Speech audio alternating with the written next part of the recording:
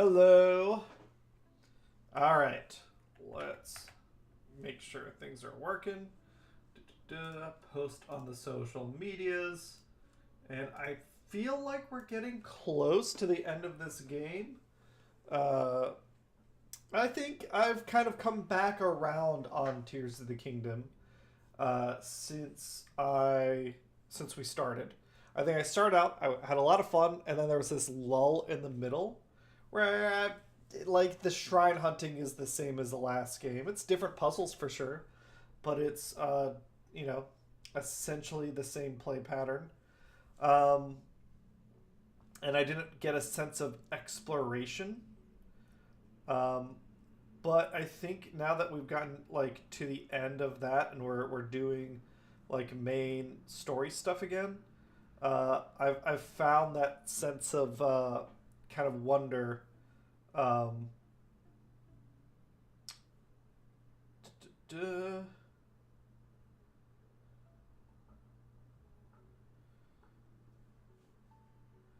with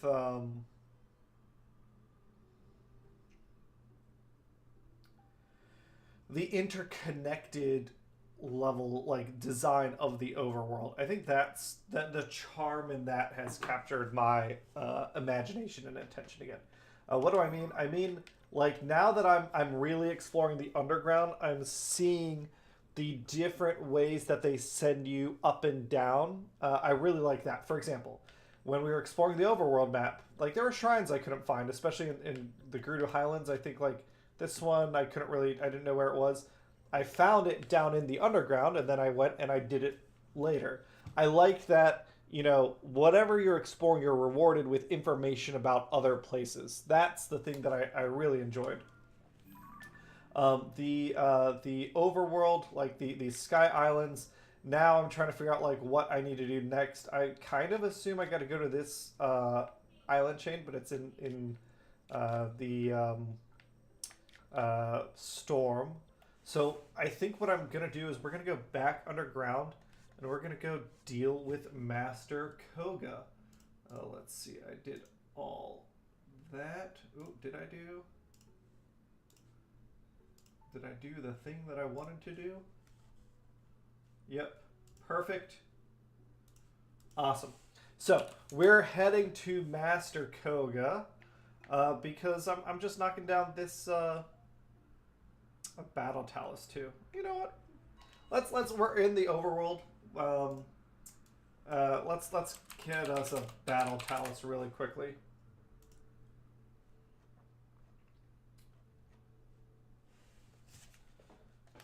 We've done them before. I'm pretty sure I've marked one on my map somewhere.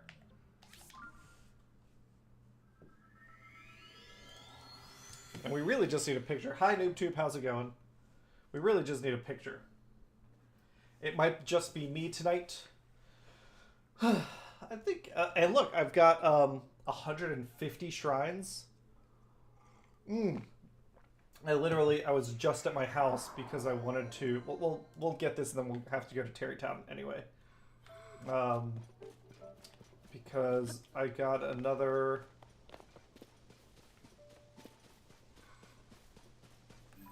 Oh.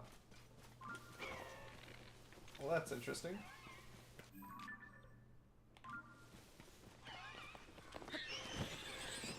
I believe I'm almost at all the shrines. I think I'm missing like if we look at my hearts, I don't know. I can't be missing more than 10. I guess I don't know if this game is designed around getting you all your hearts, or if it is. I've actually like never.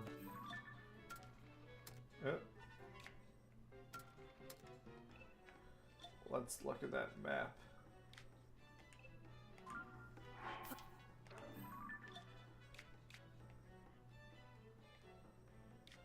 Oh, I guess I went here, got the shrine, and then never like explored the Crescent Hills. And that's the thing, right? Because the layout map is so similar to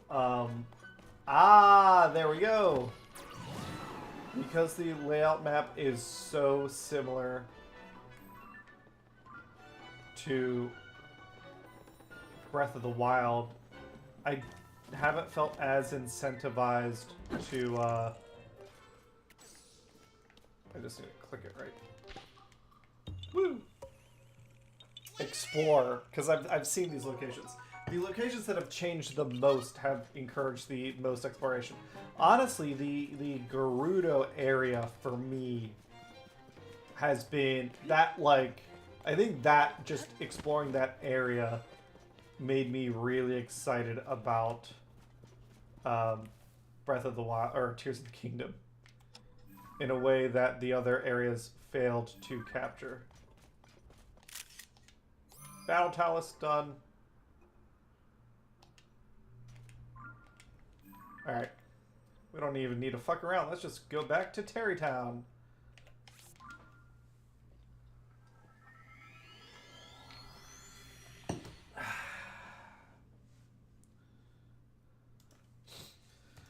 Hopefully everyone's had a good week. I recognize I've been streaming a lot, so I don't have like as many big updates. I guess we can talk about my weekend. But the Hannah and I, my weekend was pretty chill, pretty nice. We went to a restaurant that we both really enjoyed, but we haven't been to in a really long time, called Lucius Q. And I forgot how good that place is. It's a barbecue joint. Made by opened up by some Cincinnati locals.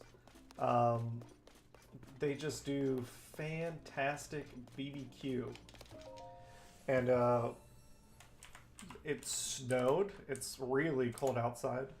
I'll tell you what, I have gotten so much use out of my mother-in-law's Christmas gift of like these snowshoes. I'm really, really happy with those.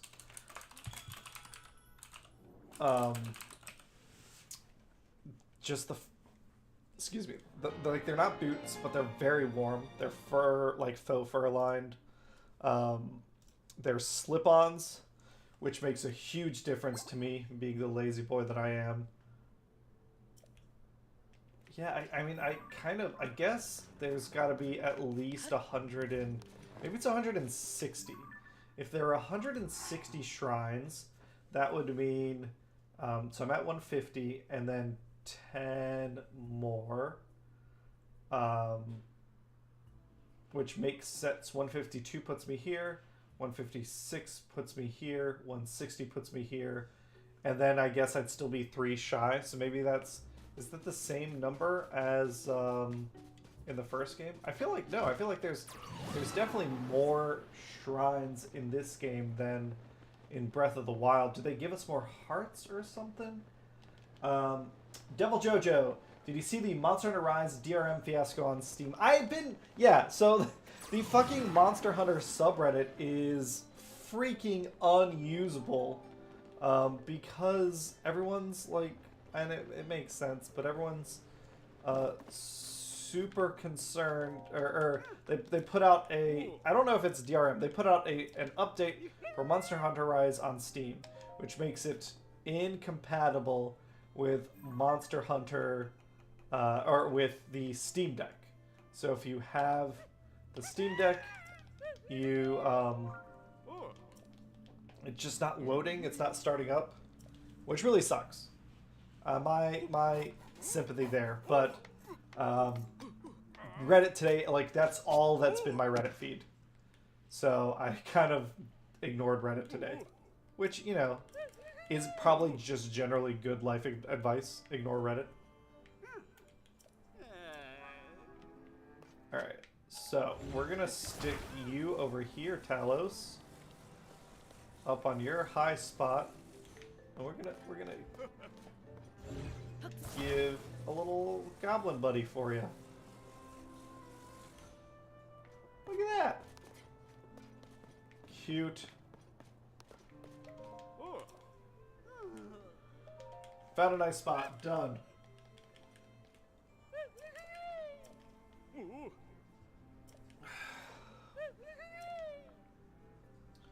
Alright, what do people think?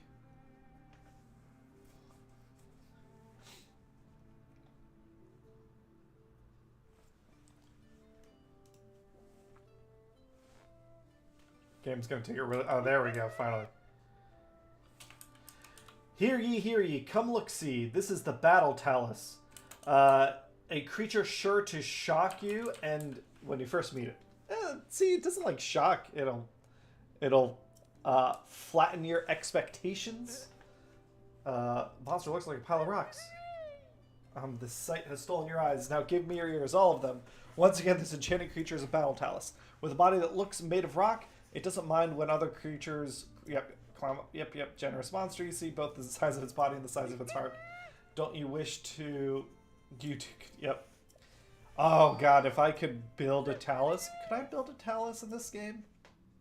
I guess not. The big issue would be that the... Monster Bridle... Ooh. Monster Extract. Cool. An enormous monster.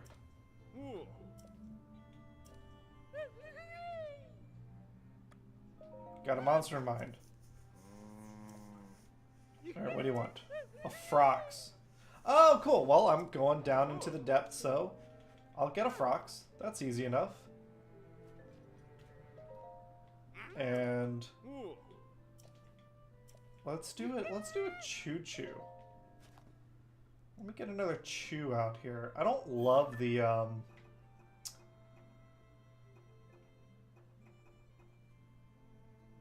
that one. Is that... No, let's do...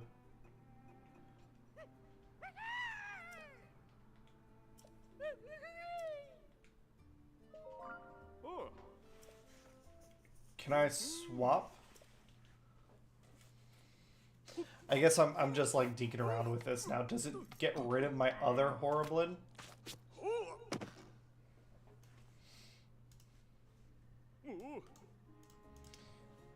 Oh, so it is cool that it like does the exact pose that I want it to. That's neat. Oh yeah, so I do have 2 Horriblins. Interesting. Okay.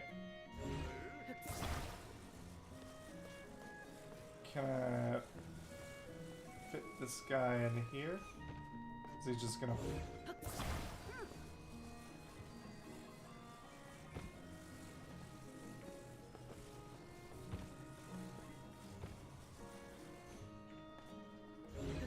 What if I leave him over here?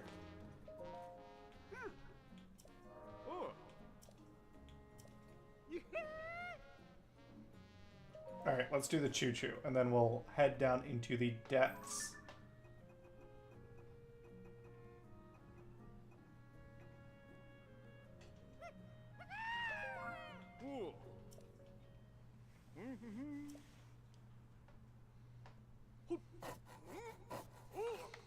Alright, what do we got? I want it to be smaller. I'm hoping it'll be a smaller Choo-Choo. Oh yeah, look at that cute little guy. I guess the pictures have to preserve 3D data somehow for it to do that.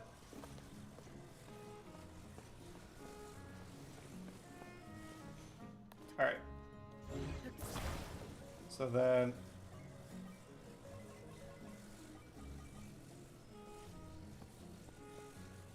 Can I cheat somehow? Ooh. Can I do this? Oh no, they don't want to stick. I was like, oh, can I like make it stick?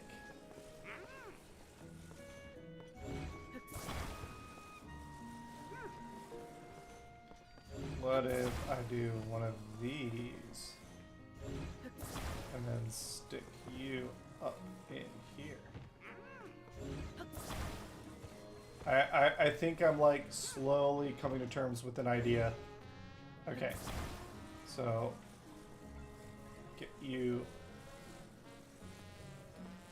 up, get you wedged in, nope.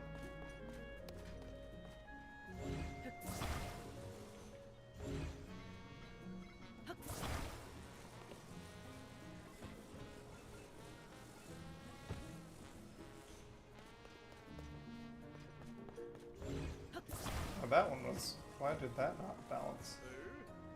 He just doesn't want to balance.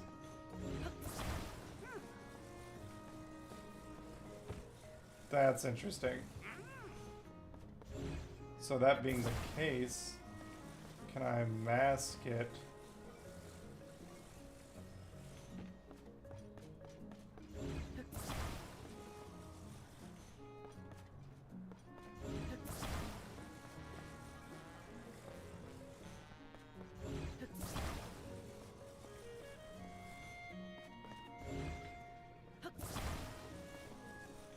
Alright, we're done. We're done fucking around. Alright, a Frox.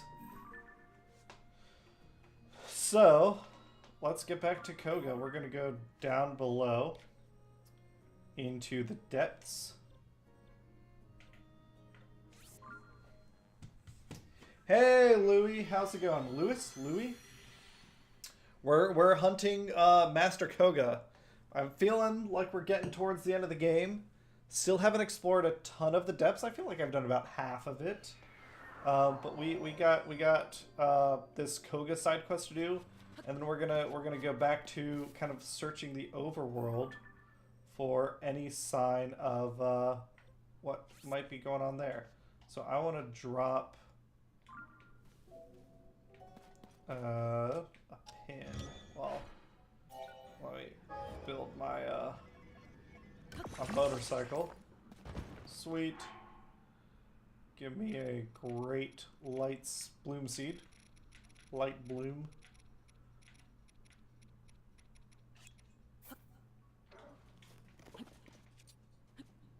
Nope. There we go.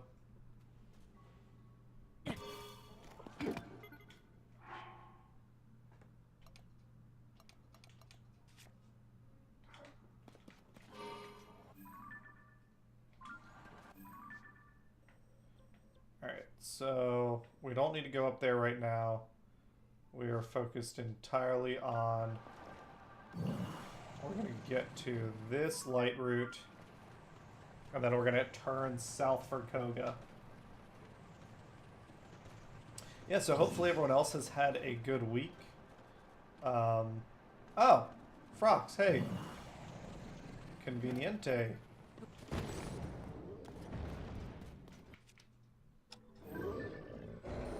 Oh, obsidian Frox. Oh, yeah. That's a good one. Yep. Ah, shit.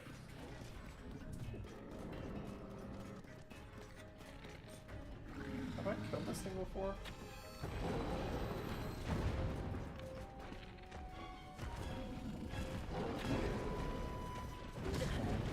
Oh.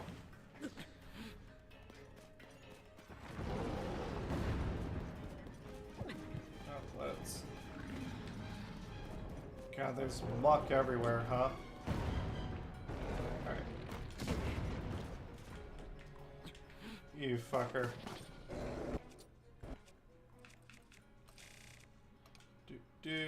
Let's do some auto aiming.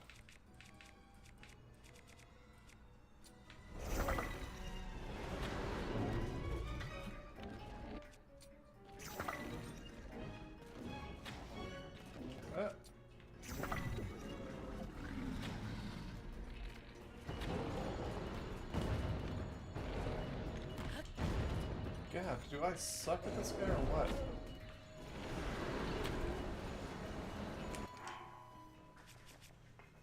Let's do one of these. Oh, I do not have many bombs left.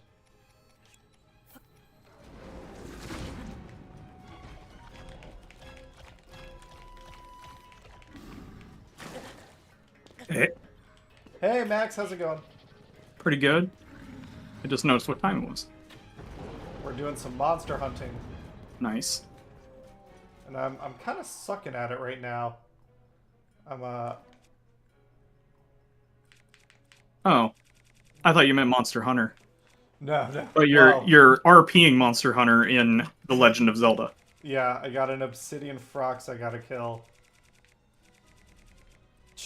I need a bat wing. How's Did life? you know? Uh, oh, good, good. But did you know that you remember that church that was down by Probasco when we lived down there? Um, Remember the church of what was the second church of Christian or Christ Scientist? It was like right at the end of our street on the oh, right hand side. the Christian Scientist? Yeah, yeah. Yeah, yeah. UC bought that That property? and to turn it into a classroom to put That's... 430 students into the same classroom. Jeez. Well, I guess those were some of my lecture sizes. I do appreciate that they have 5 doors in the front, because otherwise I'm thinking to myself, like, the fire marshal starts, hyperventilating, electrician, like, pulling out lead pipes with exposed copper wire in them frantically. How did you find out that they bought it? Another friend of mine was telling me about how a denomination of this church exists in Boston and lives in a place that every square foot is $4,000, roughly. And I was like, oh, hey, I've seen those people before. And he was telling me about how they have this... they are using... they're doing insurance fraud in a way that I never expected. Yeah, Christian Scientists are... I didn't realize that you could bill Medicaid and Medicare for praying. You should be able to. Yeah, but you gotta run the hustle while it's there, right? Yeah. I guess. I'm joking. I'm joking. It is... it is, but it is... really sad testament to the abysmal state of our healthcare system that you can run insurance fraud essentially by... Oh, I should build myself another hover pipe. I need to figure out if Humana will, if they're in my Humana network. I'm sure the insurance companies hate them too, because they're paying for shit that, like... I'm guessing it's just Medicaid and Medicare. Like government. I don't know why government would do it, because you would actually think, because of separation of church and state, that would be like I'm assuming there's like a even more weird for the government. lawsuit. I'm assuming there's a that's a good point. Okay, that, like, that's probably how. Oh man, they got all the angles here. The stupidest shit, because this is why when we were starting Arbitrary Hero, we should have been a non-profit church that offers healing streams. That offers healing streams. Yeah, you know. Oh, what is that? You could be flying around in your own jet right now, because the first thing you should do after you start your own denomination is buy a private jet. Buy a private jet. I mean, yeah, that's what we've all seen it. It's the playbook. You just have to do it. Otherwise, I mean, you're not cool like the rest of them, right? Yeah. I guess if we're talking politics and stuff, I was happy to hear that. I mean, I was just talking insurance fraud. I don't know. DeSantis was he's given up his campaign for the presidential nomination. Of course, like, it's still an indictment on the Republican Party that he got close, and the fact that there isn't like a sane and reasonable candidate against him. It's like, oh, he's giving up because he's losing to fucking Trump. Yeah, that's kind of what I was thinking. Is I was like, well, I mean, I'm happy, but at the same time, it's kind of like, well, who'd he lose to? Oh God. Yeah. It's happening again. I'm trying to figure Not again. So there's this oh, I think your mic's blowing out. Hold on, let me turn you down a little bit. Say something. Really? Oh, I wasn't even saying anything. No. Nothing. I noticed it while you were talking. Oh, that's weird. Say something. Hello. Hi. That's much more reasonable level. Nice. Okay. I thought we were doing my my Billy Mays here, where I come to sell you healing prayers from Arbitrary Hero. You know what? The non-profit mega church. That is an insult to Billy Mays, who As far as I know, wasn't he just like a salesman, like Well, yeah. but he was an actual salesman. I mean, he sold OxyClean. Yeah, that I stuff assume that worked. functions. Yeah, yeah, yeah, At yeah. least better than the healing the church is giving. Yeah. That's my You know, logic. I never checked to see if Billy Mays could get that through Medicare or Medicaid. Healing OxyClean. It cleanses the soul. Yeah.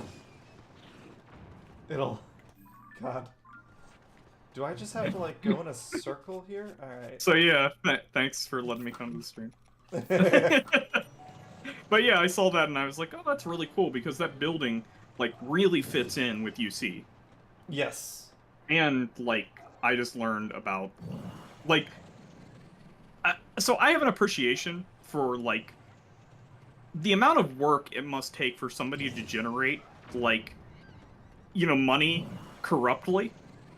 You know what I mean? Like I'm not saying that I think people should do it or that I like it, but when you listen to the whole scheme and you're like, how Wouldn't did it they be get easier to through get a all? job? Yeah. Not yeah, exactly that too, but also like, how did you figure out all these systems that connect together?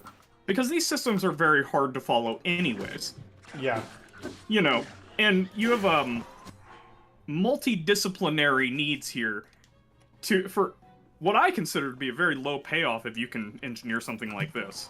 You know what I mean? I guess the person who like founded the church, like you said, is a multi-millionaire. They have people. Yeah, and then it's all about. I mean, I think it's all about finding suckers, right? Like the guy who founded the Church of Christian Scientists, I guess probably didn't do all that work himself. Well, I was about to ask, do you think that basically he just trial and errored this, and it just happened to work out? Or do you think there was... They were doing other shit, probably. And it just, over time, they figured out... Yeah. Oh, and then I bet at some point you start, like, actually engineering things to work out for you, too, with, like, lobbying, basically. Exactly.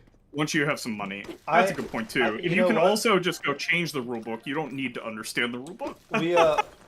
Sorry, the Magic player in me just really enjoys these kind of things. Can you actually go to the wiki article on them and see if there's a little bit of a history synopsis? I am super curious now. Sure. This is obviously not an endorsement of the Christian Scientists. They've always been fucking wackos. That picture, or the property that they have, that's like $4,000 per square foot, is one of the pictures on the wiki page. That's funny. What are they down in the middle of described Boston? On Wikipedia, are they yeah. called a religious organization? That's a good question. Where do they list that? I guess like in their categories in the top right, usually. Part right? of a series on Christianity. People, publications, church and personnel. Close enough, I suppose. Yeah, it seems theology, basic teachings, Church of Science. Church of Christ Scientist. Huh. I never looked into what... So, it's funny, when you start looking at one of these pages, you're like, I never actually... You realize that there is a lot of formatting to all of these on Wikipedia. Yes. And you're like, I want to find a very specific piece of information, and I'm betting it is in the same place on every single one of these. Yep. Because the formatting is upheld strongly. But I'm not sure. Wikipedia. Oh, seriously, the volunteers do a good job. Yeah, I donate to them when they do their drives. I think I've got a recurring donation. Some of the volunteers might be insane, but they're dedicated, and that's the important part. Like that's very true.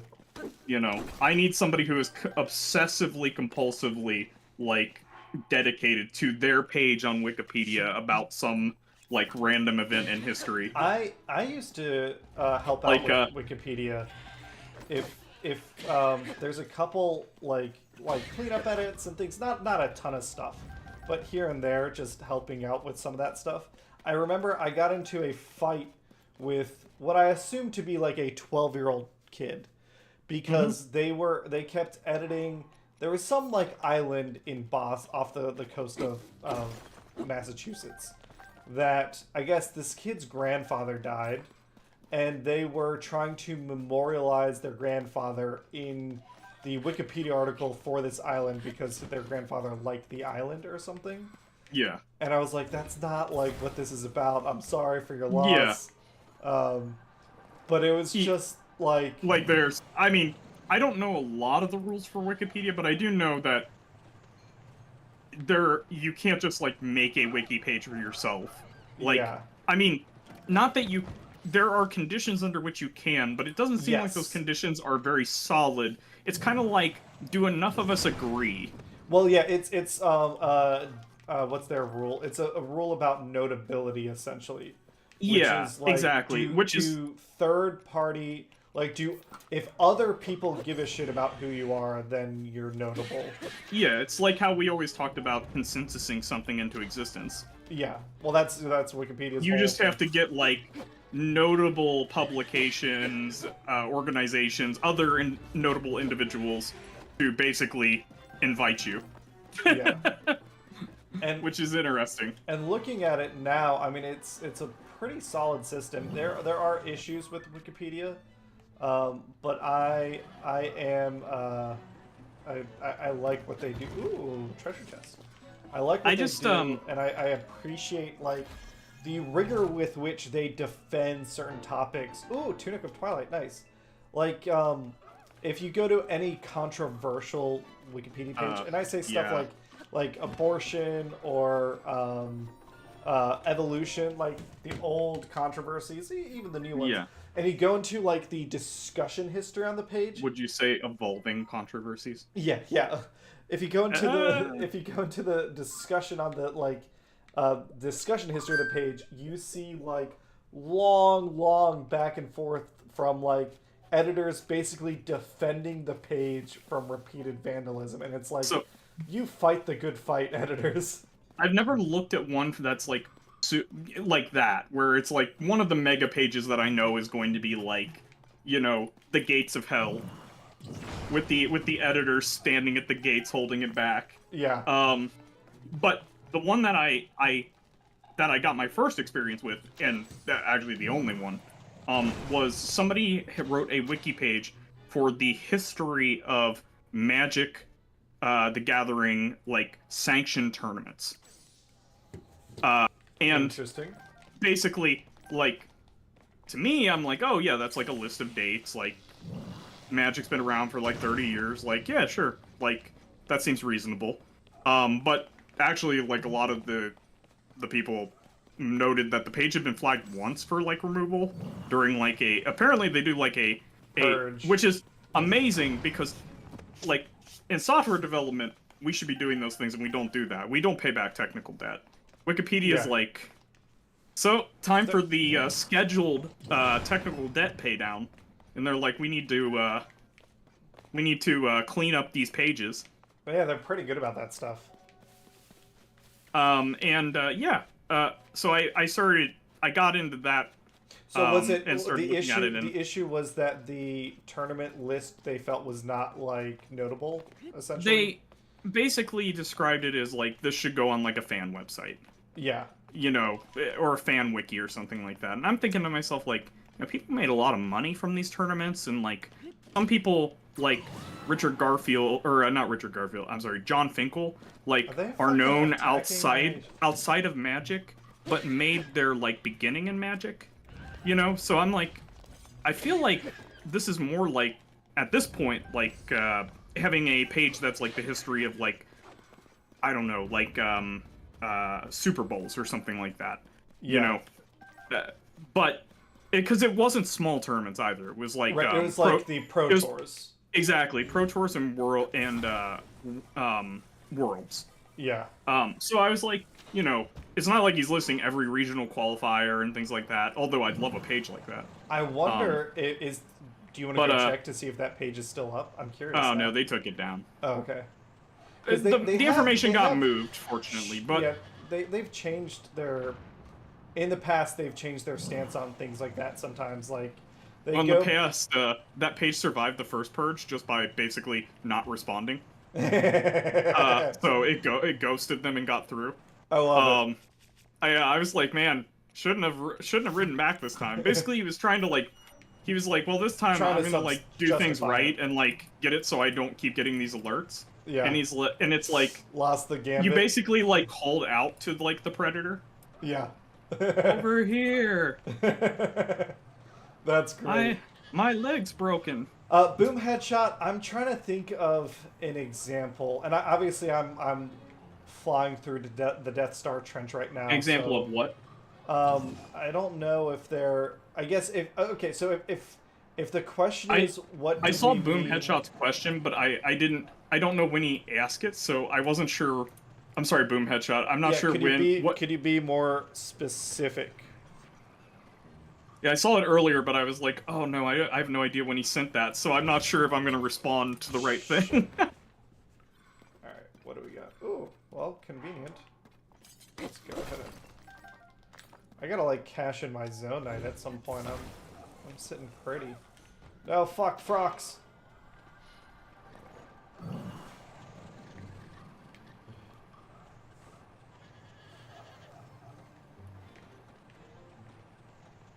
God, this spiral. This would be a really good place to farm zonite, though. Huh. Oh, boom headshot. Talk pages. Okay. Oh. So Is it okay if I link an example? Yeah. Well. I mean, I can before send one for, like, you something do, before not you link, crazy. I want to make it 100% clear. Link something crazy because there will be link a mega page because there'll be better protections for it. And really? Okay. Yeah. I just figured they semi protect pages and stuff.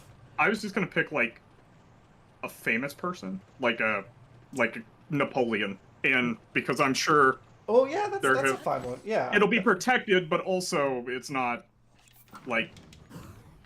Sure. I can't imagine that would be anything, worth. All our deeply British fans are going to be really upset.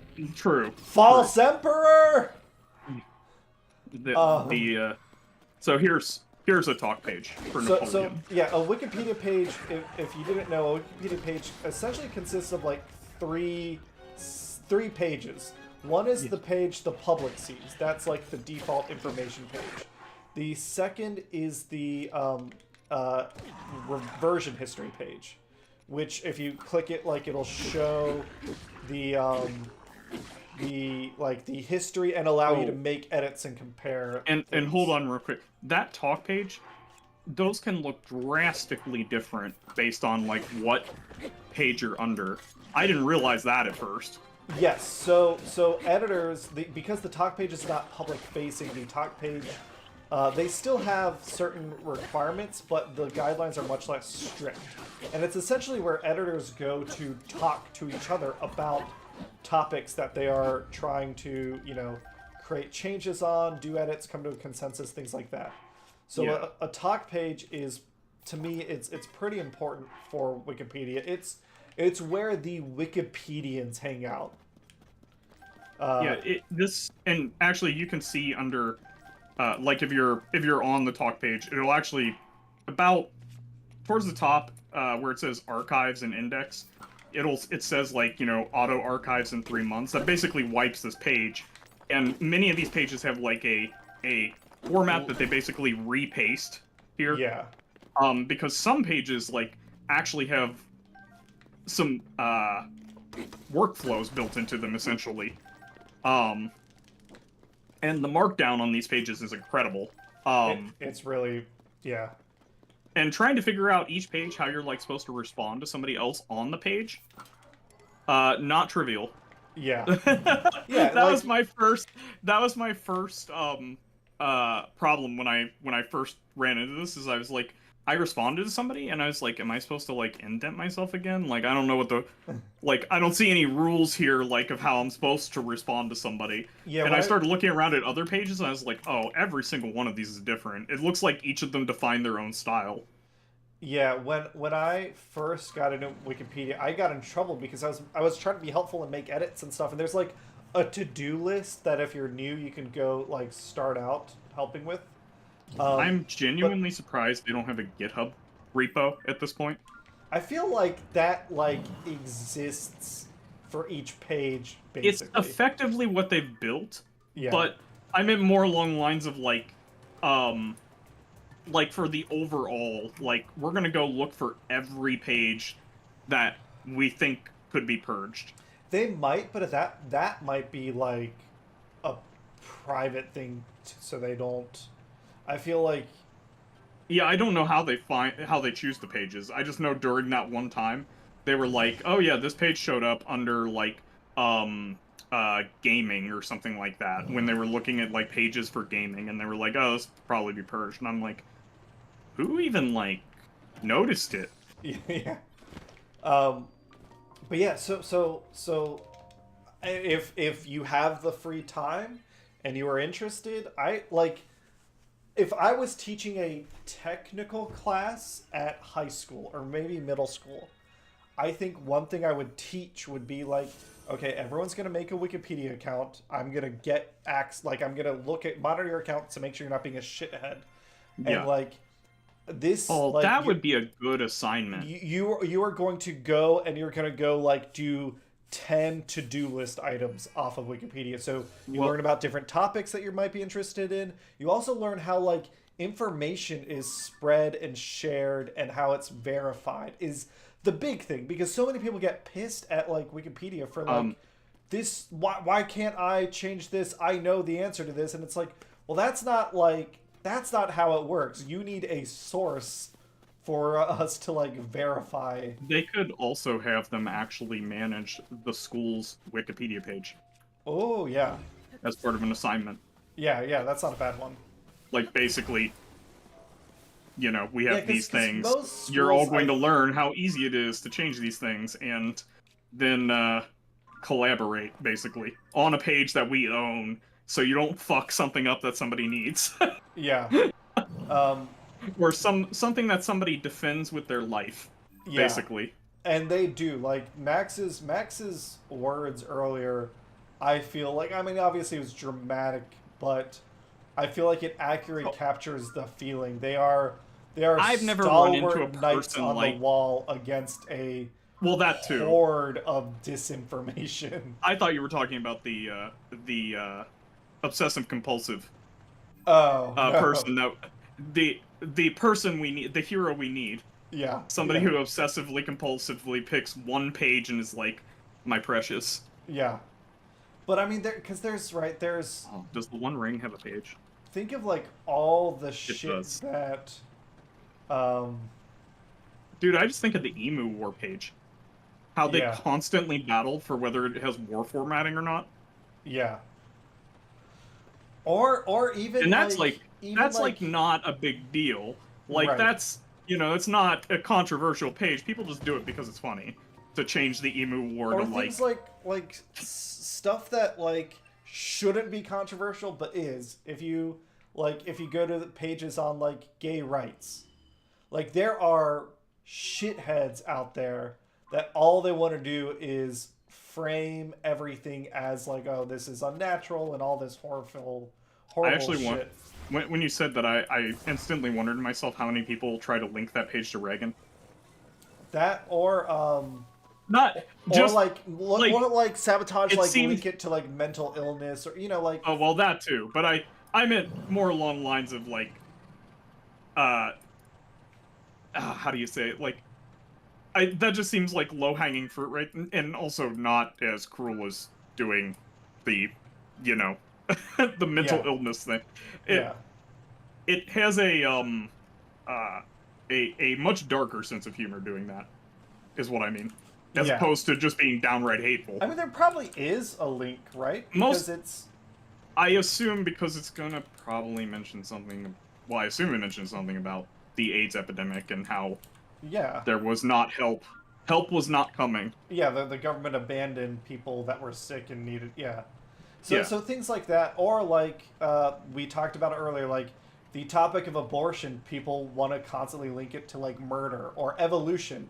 the idiots are like, oh, it's a religion, and it's like, no, just because you don't understand it doesn't mean, yeah, stuff like that. Like, so like there are Wikipedians that donate their time because they're volunteers. Like the site does not make Actually, money; it gets question: how do money. protected pages work in that regard? I've seen pages get locked before, but like I assume some pages are just so filled with vitriol, like the ones we've been discussing, that like unlocking them is like So the floodgates are open, like they yeah, breached the walls, like it's what over. I understand is They're in the keep. the default is that it's just always locked. It's like a credit freeze, and then they tally up in the talk page, and this is why talk pages are important. They tally up in the talk page the week's worth of agreed upon edits. I see. And And then a trusted editor. Yeah. So because right the people who have the power this to actually- lock a page, this like actually those are also matches- volunteers. This matches an open source model. Actually, it matches the Linux kernel. How Linus Torvalds did it for the longest time. Basically, everybody would submit their patches to him, and he would merge them all and go through them. Yeah. Which is absolutely miserable to be a maintainer like that. And I can't. And he was doing it for the largest project. Like, there is not a worse scenario under which you could choose that model, basically. Yeah. But the trust that it affords, essentially, or the network of trust, basically, because what was happening is that it's not that every single person sends their patches to him directly. A subsystem might have a maintainer, and all the patches of the developers of that subsystem send it to that maintainer, which then Linus trusts that maintainer and assumes they did their job. So then he gets a mega patch from that one person. Yeah, that he reviews kind of at a higher level. Yes. Well, usually he's a horrible example of somebody on the talk page. He just cusses you out and tells you you're a horrible person for writing code like this. You know what, though? Back not to your diplomatic, point, to say the least. that is what I want in a Redditor. Like, I think I would have advocated for a gentler voice in a gentler time, but just like, well, Linus started early. Let's just put it that. Yeah, he was ahead of his time. He knew that. Trendsetter, maybe, is the way to put it. Yeah. Oh my god, he's been to the Clone Wars. He's done with this shit. We're gonna hit up 3 shrines and then three light seeds, and then we're gonna go kick Master Kohga's ass yet again. Yeah, you should if you ever get the time, just look up some of his PRs. They're like weekly that he sends somebody something telling them that they're a bad person, they should feel bad for writing code this way, except with much more cussing. That's great. That's his management style. I am not in favor of that kind of management style. That's fair. But, I guess in terms of like, I guess it gets the job done. Yeah, I guess the difference being that is that he's just cussing at people in public. Yeah, and like that is like those people are acting. Odds are those people are acting in good faith. In Wikipedia, the shitheads are just being shitheads. They're not people making a mistake. That's actually the funny part about him, like, basically cursing at these people, is that, like, many of these people are, at least in the very beginning, it wasn't like there were developers submitting things from, like, Intel. So, like, you know, and you can find examples from the beginning till today, basically, of him doing this. And I'm like, so the first one is, like, you know, your Red Cross volunteers show up and you're like, you should all, like, go kill yourselves because you're not doing a great job. Goddamn. Like, yeah, he actually has told people to end themselves, so. Yeah, so that is not good. Yeah, so, like, not a great management style. No. And particularly for, like, a volunteer organization. Nowadays, most of his vitriol goes towards, like, basically, like, Intel and NVIDIA employees, basically trying to, like, cover up things that they fucked up in hardware, with kernel patches. And he's like, no, we're not taking a kernel patch to, like, fix, like, a defect in your hardware. Yeah. Like Heartbleed, for example, was a for Intel CPUs, where basically it would have made the kernel look like it was slow instead of the CPUs look like they're slow when they're not leaking your information. They basically had a firmware update that would take care of like Heartbleed, but the way it did it is by basically undoing like your multi-threading. Not entire, not sorry, hyper-threading. So he's like, no, we're not like faking the rap for you guys. Like, you guys ship the shitty hardware, deal with it. And Yeah. I am like very much making him sound polite. Yeah. Like, man, that guy, he's something. Okay, so this is Max. If you're not familiar with like the I've learned what the play. I want to call it play pattern, but you use that for toys. The gameplay loop for the underground, which is like I've been ignoring these Yiga hideouts until now, but there are these evil ninjas, which I have one of their costumes, so they ignore me, so I could just go up and just like snipe him from my hovercraft. If I kill a particular one in each hideout, there's a little seal that gets unlocked, and they have some schematics and some treasure for me to get. You're like, hello, fellow ninja brethren. Yeah, essentially. And as you drive a blade through their throat. Yeah. So I'm looking for their master, who I know his location. It's over here, but I don't want to fight him in the dark, so I'm going to hit up these 3 light routes, get the light shining, and then go confront him. Oh, are you going to do that Samurai Jack episode where you wear a white costume in blinding light, and the other dude wears a black? Yeah. In darkness. Oh, yeah. Samurai Jack was so good. Let's kill this It really, guy. I mean, it is good. Shit, we missed it. Did you ever see the new season? The final season? Yeah. Did you ever play the game that gives an alternate ending to the final season? No, I didn't even know it existed. That's awesome. Oh, look at that. Fucking nailed him. Okay. There's like, because I loved the ending. Tactical RPG, right? Action I'm joking. Platformer. But close. They're the ending, and spoilers, I guess, for Samurai Jack. But the ending of the show is a little bit of a downer. He accomplishes what he wants to accomplish, but at a cost.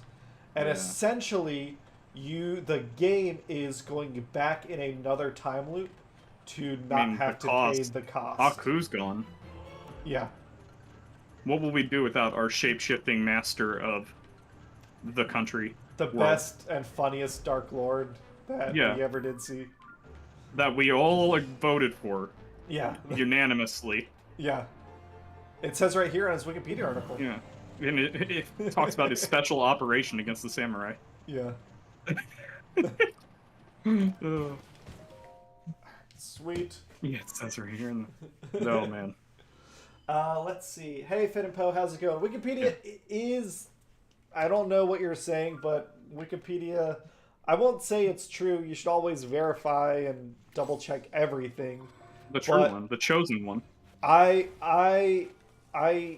remember teachers... like, they used to teach that you always need to verify Wikipedia with primary sources. I mean, I still do. Yeah, I still think that you should, absolutely. But I definitely go look at the source. So, on a lot... It is actually... The fact that there's links to the sources puts Wikipedia ahead above, like, the random websites and bullshit that people seem to. But there's a lot of these days. Like, it is. Basically, from what I've learned, is that a lot of people just throw a shit ton of references on a page to make it look like it's cited. Oh yeah. And just hope that nobody like goes in to look at them. So I mean, I've run into a page that had like 5 citations on the same sentence, and I'm like, okay, I'm looking at this because like. And then they don't say what they claim they say. Yeah. No, better yet, 3 of them circularly referenced each other. Oh god. Of the references, I went through the bibliographies, and I'm like, oh my god, they have instantiated this into existence. Yeah, so you definitely always want to be careful and verify sources. It is.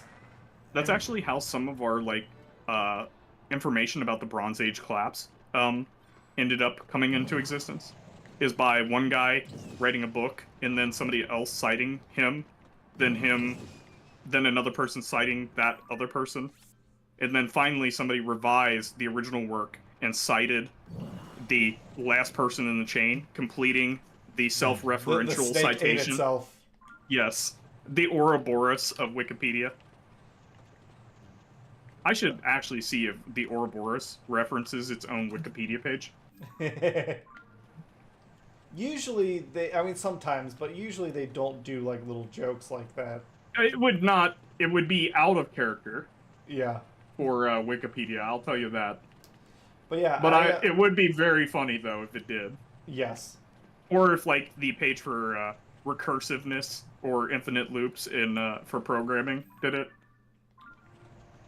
What is that? Here's an example of an infinite loop. Click the link. Now click the link. Now click the link. Alright, we also got something over here on our right. Is it like That's a neat. racetrack? I just scrolled to the bottom of the Ouroboros page, and scroll in back to the fiction, no, that would be hilarious if it parallaxed the page. That's a lot of work, actually. I genuinely don't know how I would achieve that, like in a just like to make raw it seamless. HTML format, Yeah. like this page, like a wiki page, Yeah. especially with like how their header is set up and everything. Well, anyways, I scrolled all the way to the bottom, and as I'm scrolling, I'm like, why does it say Splatoon 3? Oh shit, look at this! This is the final boss from the water temple. He's just I love like when hanging Oh. out here now. Well, yeah, you kicked him out of the water temple, right? Yeah. Oh Fuck no, you, he's Link, come I'm for my new homeless. place. Yeah. Well, I He's guess. back. I guess we're gonna fight him again. Gun, defend me. Let's do it. I didn't even know he'd be down here. That's kind of neat. Yeah, he was really hoping you wouldn't find him. Yeah, especially like I am way stronger than Link looks like he's leveled up. Oh shoot. Yeah. Link, buddy, hey, long time since you broke into my house and vandalized it and Yeah. assaulted me and kicked me out. I mean, it was attempted murder, but you know, whatever. Yeah. Just not again, not like this. Water under the bridge, right, Link? Yeah. For you, at least. He pleads the fifth always. Oh yeah, you. How's it going, buddy? Hey, I remember all those good times with us together. Yeah. At your place. At your place. Once. It's my good friend, Yeah. pal. Crocodile skin boots. Oh, beat his ass. Everybody curb stomp this fuck. Oh Yeah, my god. kick his ass. Oh my god, he's not even in the wall. Oh my god. This is horrible. He's Yeah. just trying to run. He's not even standing his ground. No. Oh, I was gonna mention the Ouroboros page mentions Splatoon 3. Oh, really? I just saw it while I was scrolling through and I had to scroll back up. That's why I love when I'm scrolling through like a wiki page and I'm like, wait, what? And I'm like, okay. References in popular culture. Ass. The references in popular culture section always makes me pause, have to scroll back up and look at the title, and then be like, Yeah, what oh, are we okay, talking that's what about? this section is. God, this fight's Otherwise, easy. I got questions. It's easier than the first Get him. time I assaulted you. Yeah. This time it won't be attempted murder, it'll be murder 1. Yeah. You're not getting away, fucker. Oh no, you've got goop. And more when my goop. girlfriend is the judge, it's not gonna matter. Yeah. I'm married to the president. Yeah.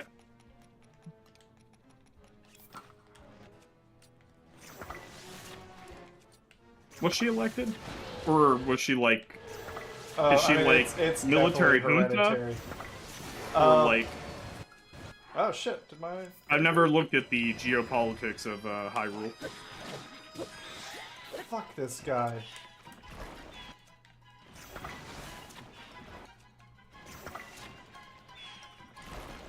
God damn it. I just assume Zelda rules with an iron fist. Sidon, you piece of shit. Do your job. Do your job. I pay you to kill people. Yeah, I pay you to fuck this guy up. Yeah.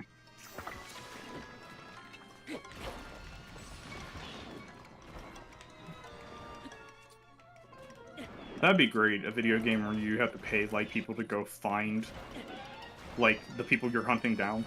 Oh, I'm sure that's a thing. Pay private eyes to go find them. I had my people do a little digging. I bet you... I've never played it, but it always sounded interesting and funny. The Yakuza games? That sounds like... they're absolutely exactly the sort of thing that... They are something else. Alright. Also, if you're looking to learn Mahjong, I've heard from a friend that it is... a really good Mahjong simulator? Yeah, well, I mean, you just play Mahjong, so... He had to learn, like, how to score and everything in that game, which is pretty great. Basically, you can form valid hands in that game that score no points. God. And it won't... they are valid, but you can't score them. And I'm like, is that really valid? I don't... Kind of pushing the definition of valid, in my opinion, but, you know.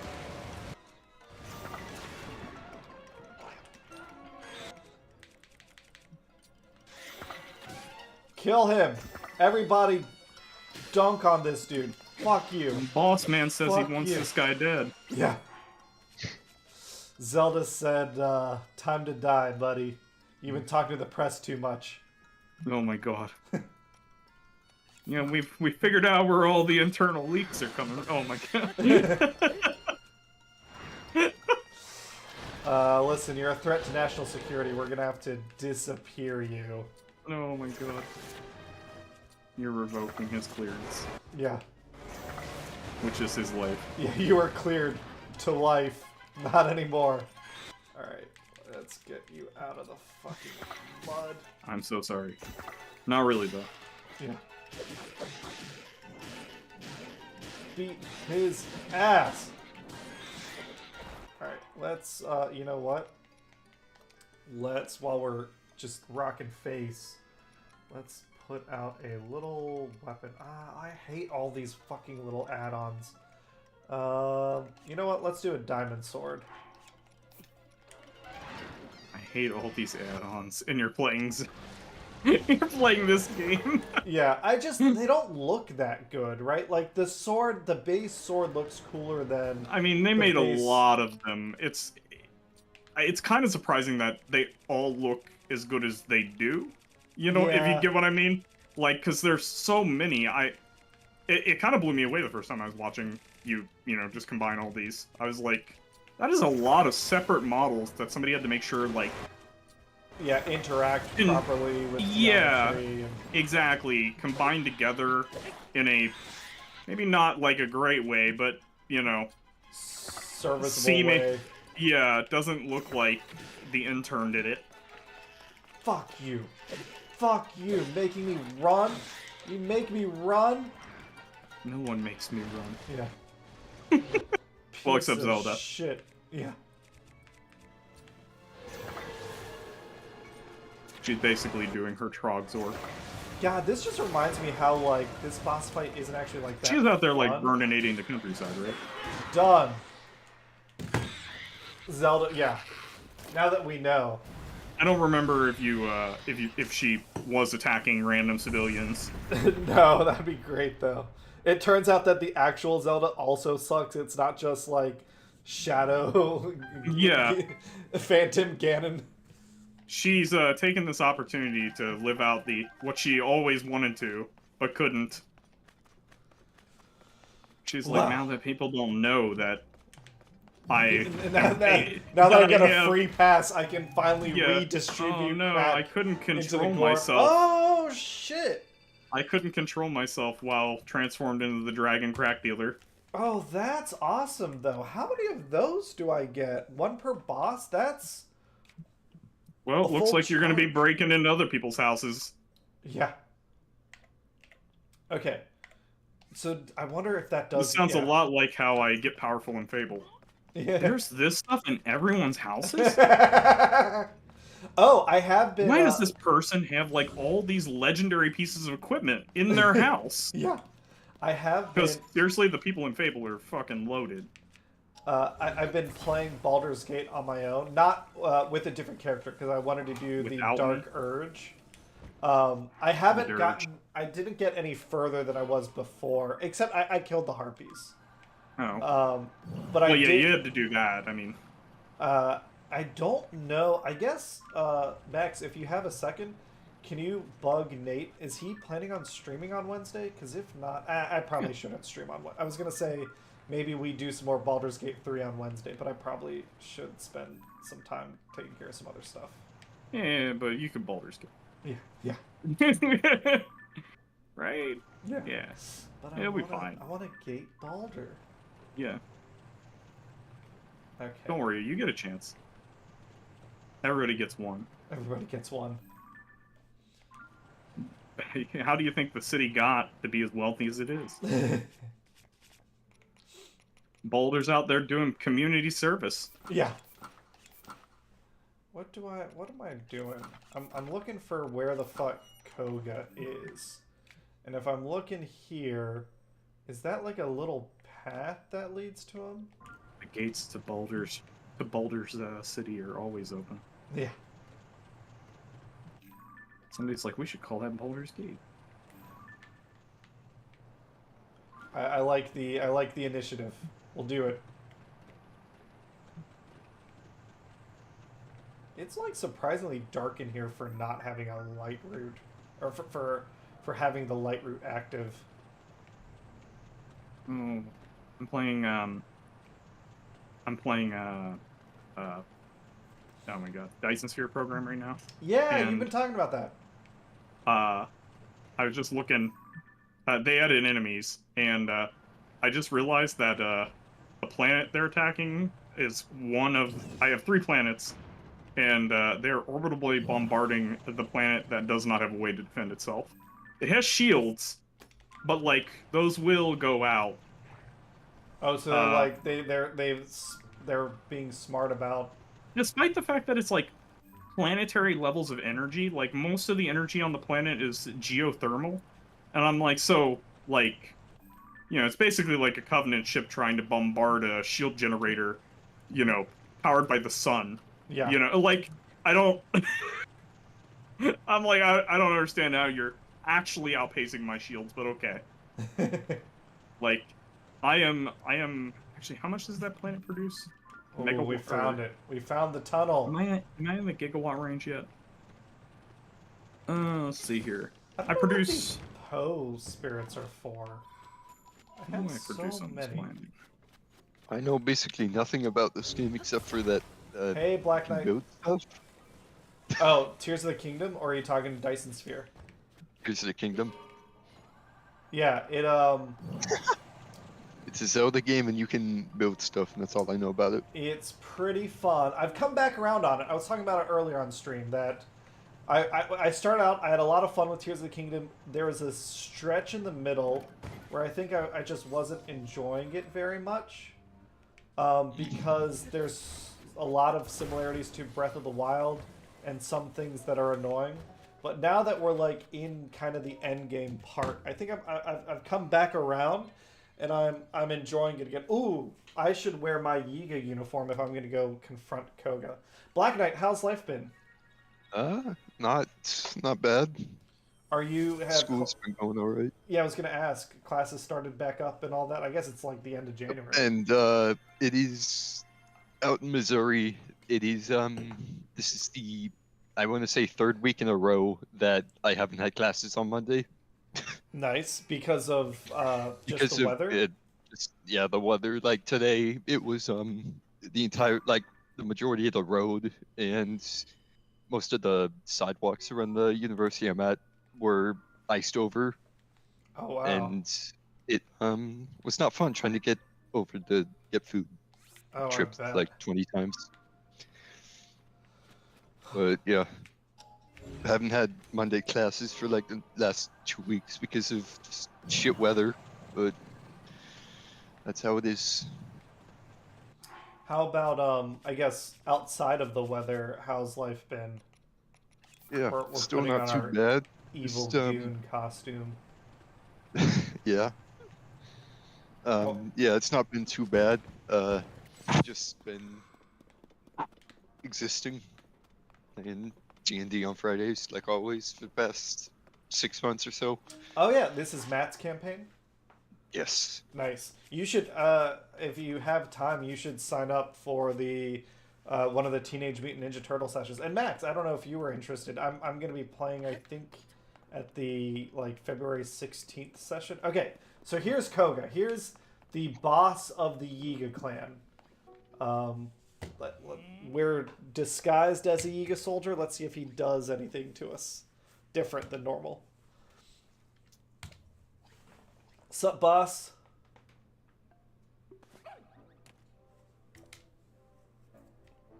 Oh, that's cute. At least he acknowledges that, you know, we are in disguise. How I guess Is that your inside man? yeah.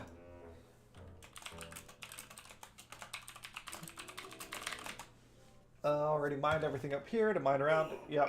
So what you saw was just you know, I bet he's a snitch. I was killing time. There's part of me that feels like he is deep cover. He basically got the He's clan. he's actually just a method actor.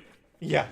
It's not that he's actually working for anybody. He's just been in this role so long. He doesn't remember what it was before. Oh, that's funny. Okay, you're gonna fight me on a boat. That is, oh no. How am I ever gonna fight you? I guess we'll have to go boat to boat. Oh my god, he's got his posse. Yeah. This is gang violence right here. Nah, it's war. But the good news is, I have a fucking hover bike. I don't care about being in the water, and I'm gonna fucking wreck you. Gonna do your drive-by on there. Oh yeah. Or I'm gonna smack into a pillar and... Yep. Step 1, complete. Step 2... Step 1, damage the vehicle in the process. Yeah. Alright, here we go. Alright, what are you doing? You're firing arrows at me? There goes one. We'll just turn it around. Oh, you know what? I should put on my energy-saving suit. Cheryl asks, how's TTRPG stuff going? I guess Black Knight, since it's been a while since you talked about it. Right. Yeah, talk to us about the... Yeah, it's been going all right. There's been ever since Tyranny of Dragons ended, we've been running some homebrew stuff involving just a lot of different things. It's got isekai, it's got fighting in World War II, blowing up a dam. This is great. It's got, imagination running wild kind of situation. yeah, basically. Have you considered writing a light novel? Don't tell the players that you're profiting from this. I'm in it. I'm not DMing it, but I wouldn't be surprised if he was. Oh, you can get him Let's first. see. Oh, do the spin. Spinny move. Damn it. Alright.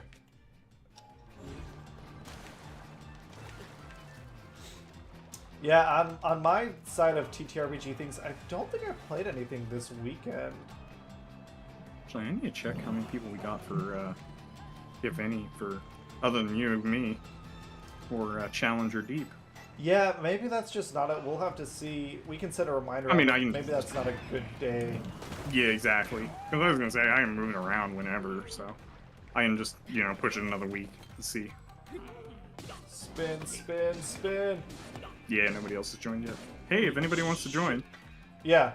We you have wanna open give seats. people the pitch. Yeah. So basically it's a underwater campaign where I wanted to experiment with the underwater rules, and also do a West Marches style campaign. So there's just a lot of monsters in the DMG that I always felt like I could never use because players were risk averse and would not get onto a boat that I offered them, and go out on open water and plate mail. Decidedly a good move on their part, considering the stuff that's in the DMG. It ranges from like CR like 1 or lower, Oh, all the way John! up to 20, and there's like really not anything in between. Yeah. You're either fighting a kraken or like a normal A sized crab. guppy. Yeah, yeah. Like, Yeah. Honestly, I never quite understood, like, swim speed. No one has it by default, or almost no one has it by default. which is great. Does no one know how to swim or something? Well, I mean, it's like one is like being a dolphin. Yeah. You know, like maybe Phelps has swim speed. Is basically how I put it. I think it should be more often. It should be a class feature. Like you hit level 3 as a rogue, and you're like, oh yeah, you've like learned how to assassinate stuff and go through water. Like, Well, and also, I guess I should think also monks can mention, run on water. I made that joke about Phelps, but really the idea is that you don't spend all day swimming. You spend all day walking as a bipedal creature. Yes. A dolphin has a swim speed because it does not stop swimming. Yeah. Like, that's its natural form of movement. Yes. So, that's It's how the I've same always thing how like interpreted it. creatures can climb, but that doesn't mean that they have a climb speed. Like a humanoid, we can all climb. You make an athletics check and you move half your walking speed up. Yeah. But if you have a Or, like- climb speed, you don't like lose anything. Oh I also shit! like human with a shovel does not get a burrow speed, Yeah. but I am all for that, by the way. With a high enough strength and constitution, I'll give you like a 5-foot dig speed, burrow speed. I dig it. Every 6 seconds, clearing a 5-foot square of dirt. That's very oh god, what's that American folktale? Five Where Oak the Goes guy- West.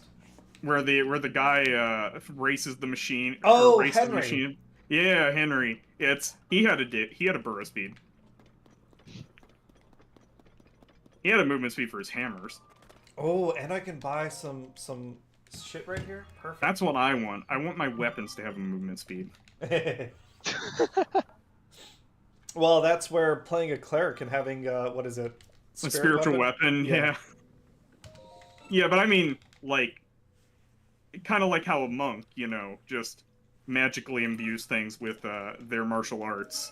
Yeah. I need to be so good at swinging that hammer that my hammer gets a movement speed of its own. Actually, I need a sentient weapon for that. That'd be Ooh, great. Koga's going west. I haven't seen anybody do that in a while. Plans to activate an ultimate weapon. I gotta go find that abandoned Hebrew mine. I think we're gonna go. We're gonna go back up into the sky. We're gonna go get some more battery now that we have. We got a fuck ton of crystal charges, so Hey, we're Cameron. gonna get some more battery capacity. Yeah. Oh, sorry. Keep going. I didn't. My headset wasn't doing. I just realized you were talking. Oh, you're fine. No. What were you gonna say? Well, I was gonna ask if you had played any campaigns. Like, what was the last campaign you played in with a sentient weapon? I guess I ran Rime of the Frost Maiden, and that had Oh yeah, they do like putting sentient weapons in their own campaigns, don't they? Like the Look it from orbit. It's doing the way to be sure.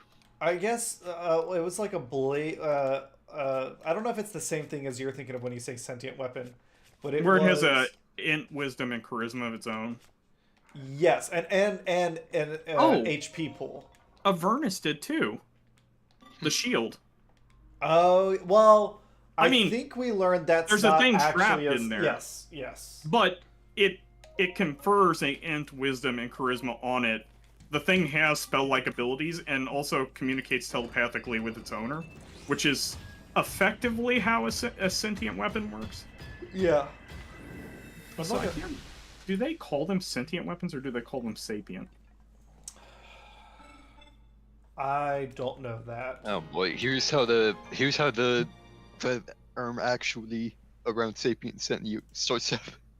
I was just curious. I think they Yeah. say sentient because for the longest time I didn't know about sapient, and I was because like everything mentions sentient.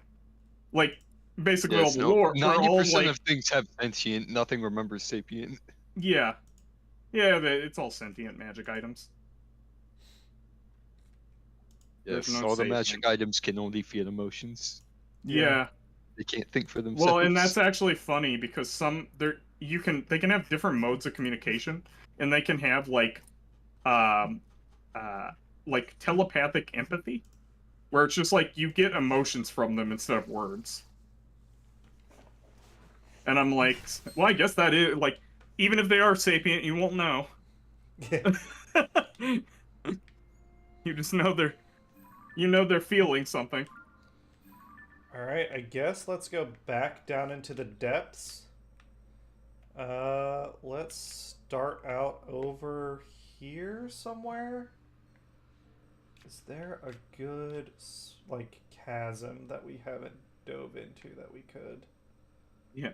And the item communicates by transmitting emotion to the creature carrying or wielding it. The You're item can mad speak, at that read. guy. Yeah. Why? Fuck him, I don't know. Yeah. I guess not. He's all colors except red colorblind.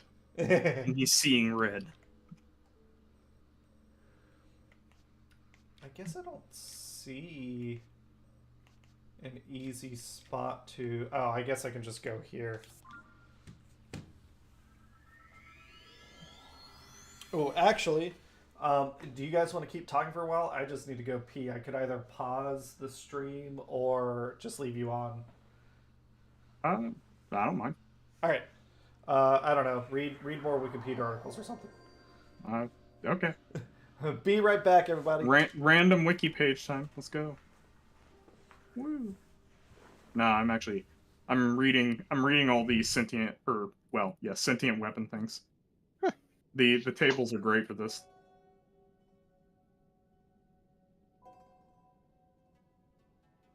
So, like most of the weapons I've ever seen can speak can in addition can communicate telepathically with the person wielding them or carrying them. And in the newest edition, that is a 10% chance. If you use the tables. I typically don't. I don't know of any edition where I've ever like really heavily used just like the tables for generating more of a items. guideline anyway. Yeah. Though I gotta say, having like the D1000 table in the DMG in 3rd edition and trying to roll on that was pretty funny. Just because like roll 10 D100s. it like you just rolled like what I ended up doing is I rolled 3 D 10s with different colors and said each one's X position. That's how I did it. But it was more about like the fact that the table was a lot like, a deck of many things at that point. Because it's like the stuff you could end up with even at any level was just ridiculous. Like, it looks like you're level 1, found a +5 Vorpal sword. Well, that changes the challenge rating of things. Yes, even if you don't roll in that 20 and cut their head off, you still have like +5 damage. Yeah. You rolled a 1. What was your strength bonus? 0? Okay, they take 6.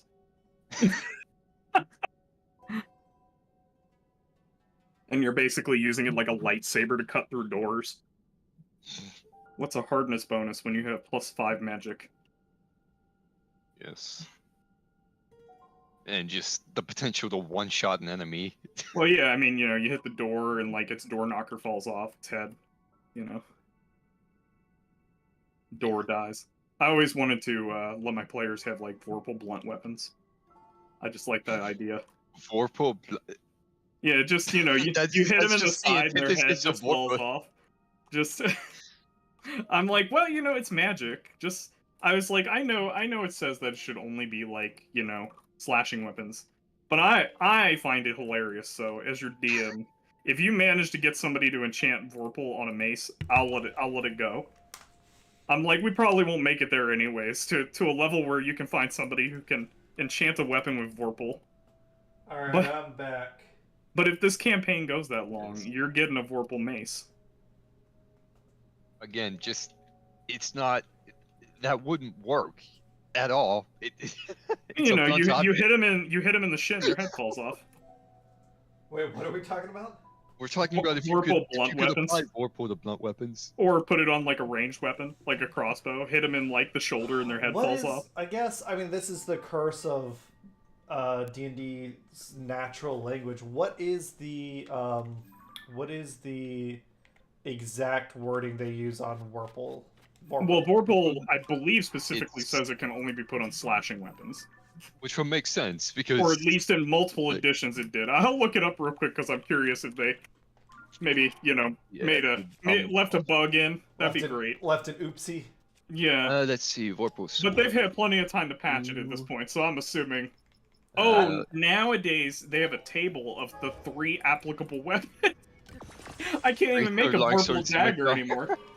Yeah. I did always like Vorpal dagger because you could sneak it in everywhere. The place where you'd probably want to look would be the maybe Tasha's or Xanathar's. Yeah. Their rules for like creating it does magic specify items. at least base game. It does specify cut off, which would imply slashing. Yeah. The basic rules say at the top, Vorpal sword, and then under that says weapon, any sword that deals slashing damage. Legendary requires attunement. But then it's also got a chart of... Yeah, and then it has a chart of like 3 Specific weapons that are weapons. applicable, and I'm like, well, that kind of makes sense because you probably don't want to let people have Vorpal daggers. Yeah. Because I also love the idea of throwing it. Yeah. Oh, God. Never miss. But yeah, Vorpal is essentially just a +3 weapon that can one-shot stuff. If it Oh, man. crits. If it Throw- crits, but... Throw your that's greatsword funny. at them, Vorpal their head off Yes. from across the room. I I actually pommel strike their head off. would that work, or if you're throwing a greatsword, Okay. it becomes an improvised weapon and no I have to longer read deals it now. slashing damage. When you Oh, attack no. a creature that has at least 1 head with this weapon, I do appreciate the at least 1 head. Yeah. And roll a 20 on the attack roll. You cut At off least one of head. the creature's no, heads. No which is- sign. Also great. They're like, we got to account for 2-headed trolls and Hydras. Hydras. Tiamat. Tiamat.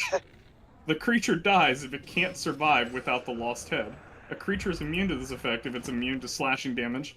It Doesn't is have or literally- need it a is- head. It is anti-loopholing it for like 2 things in the game. Oh yeah. Has legendary actions, or the GM decides that the creature is too big for its head to be cut off with this weapon. Such a creature instead takes an extra 6d8 slashing damage from the hit. Well, that's good. It's one of those like where they're not going to leave you DM. with like nothing. Do you, is it dead or does it take a fireball from my sword? An additional... Well, that's 68. That's even better, actually. That's... well, it has higher potential, but...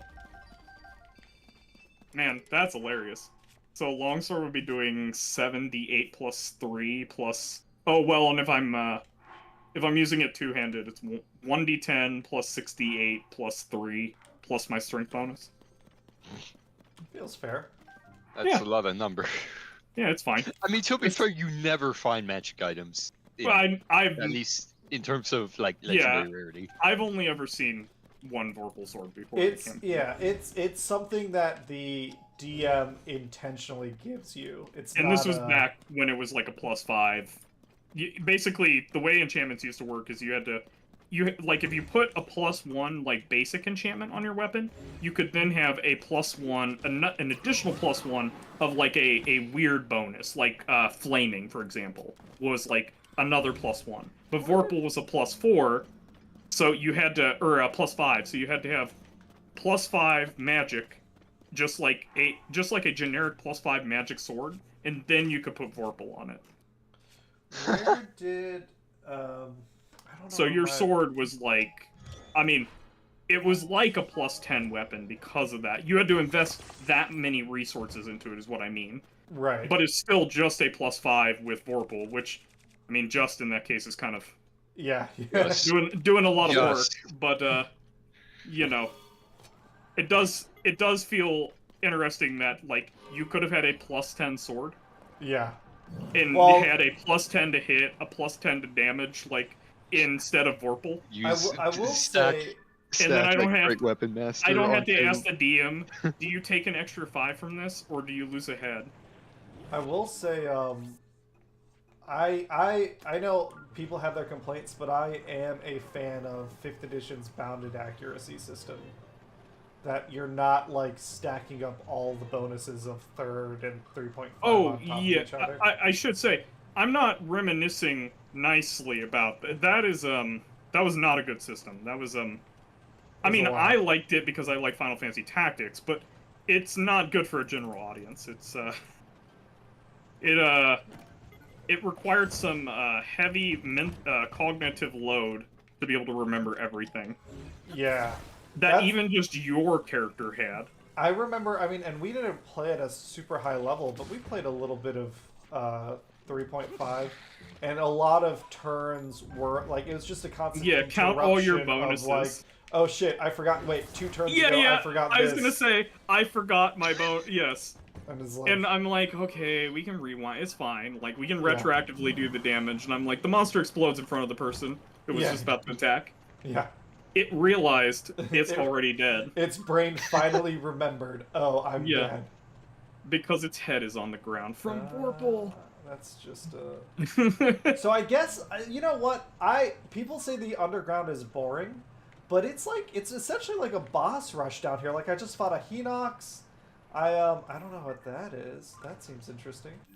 Yeah, and you've been shooting a lot of things. Like, your accuracy's pretty good. You could probably hit, like, a Womp Rat from, like, how far away? You know? Yeah, Full 20 trench run. meters. Yeah, whatever. 20 meters in an X-Wing, I like that. How fast were those things going? Not, honestly, not fast fast enough for exactly.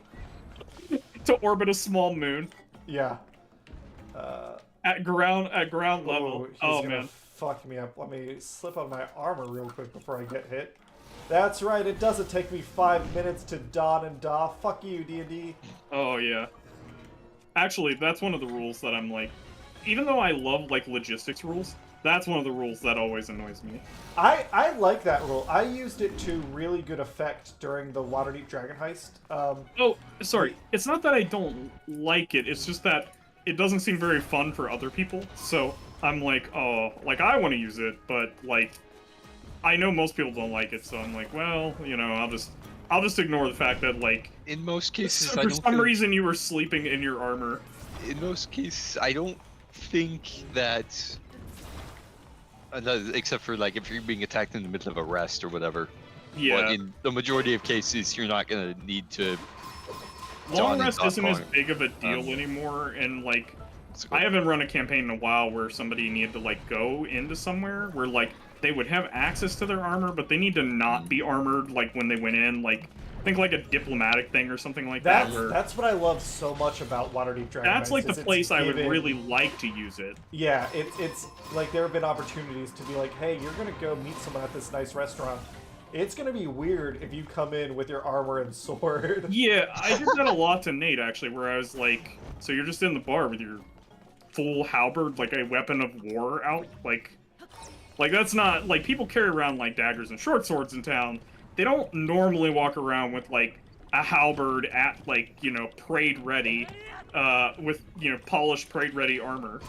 Yeah, it's one of the things I want to do more of. I think one of my problems with Cyberpunk read while I was running it was I was uncomfortable with the idea of making the party like drop their shit to go do something if they really wanted to do it. Yeah. And I needed to get more comfortable with the idea of like, no, you're going to a nightclub, like you can't go in riot gear. Yeah. People aren't gonna like that. It's a rave. And you are dead. And this is my costume. Yeah. Full tactical. Yeah. Kevlar. Yeah. Just strap some glow sticks on it. Sure. Yeah, yeah. Tactical glow sticks. Yeah. Tactical glow sticks. They have great handling. Do I have another dragon horn? A light dragon horn? Is there like a glow stick like object in D&D? There's like the alchemist thing, right? The one that like you snap and it lights. You can infuse things with the light spell. No, the no... light stick tack gear isn't even that far fetched. Some tack guys do have light sticks in their armor. I want like the glowing liquid basically, so I could like basically, you know, like what I talk about with a bag of flour, where I'm just like, it is the poor man's what is that called? No, the spell that it reveals invisible people. Invisibility, or see invisibility, whatever it's called. Fairy fire. I think that's what they call Yes. it. Well, Fairy I think fire it may have a gives you different advantage on creatures and reveals invisible creatures and objects. Yeah, so I always call like a 5 CP bag of flour, you know, the poor man's Fairy fire. Fairy fire. I it. like to describe that as my scroll of fairy fire.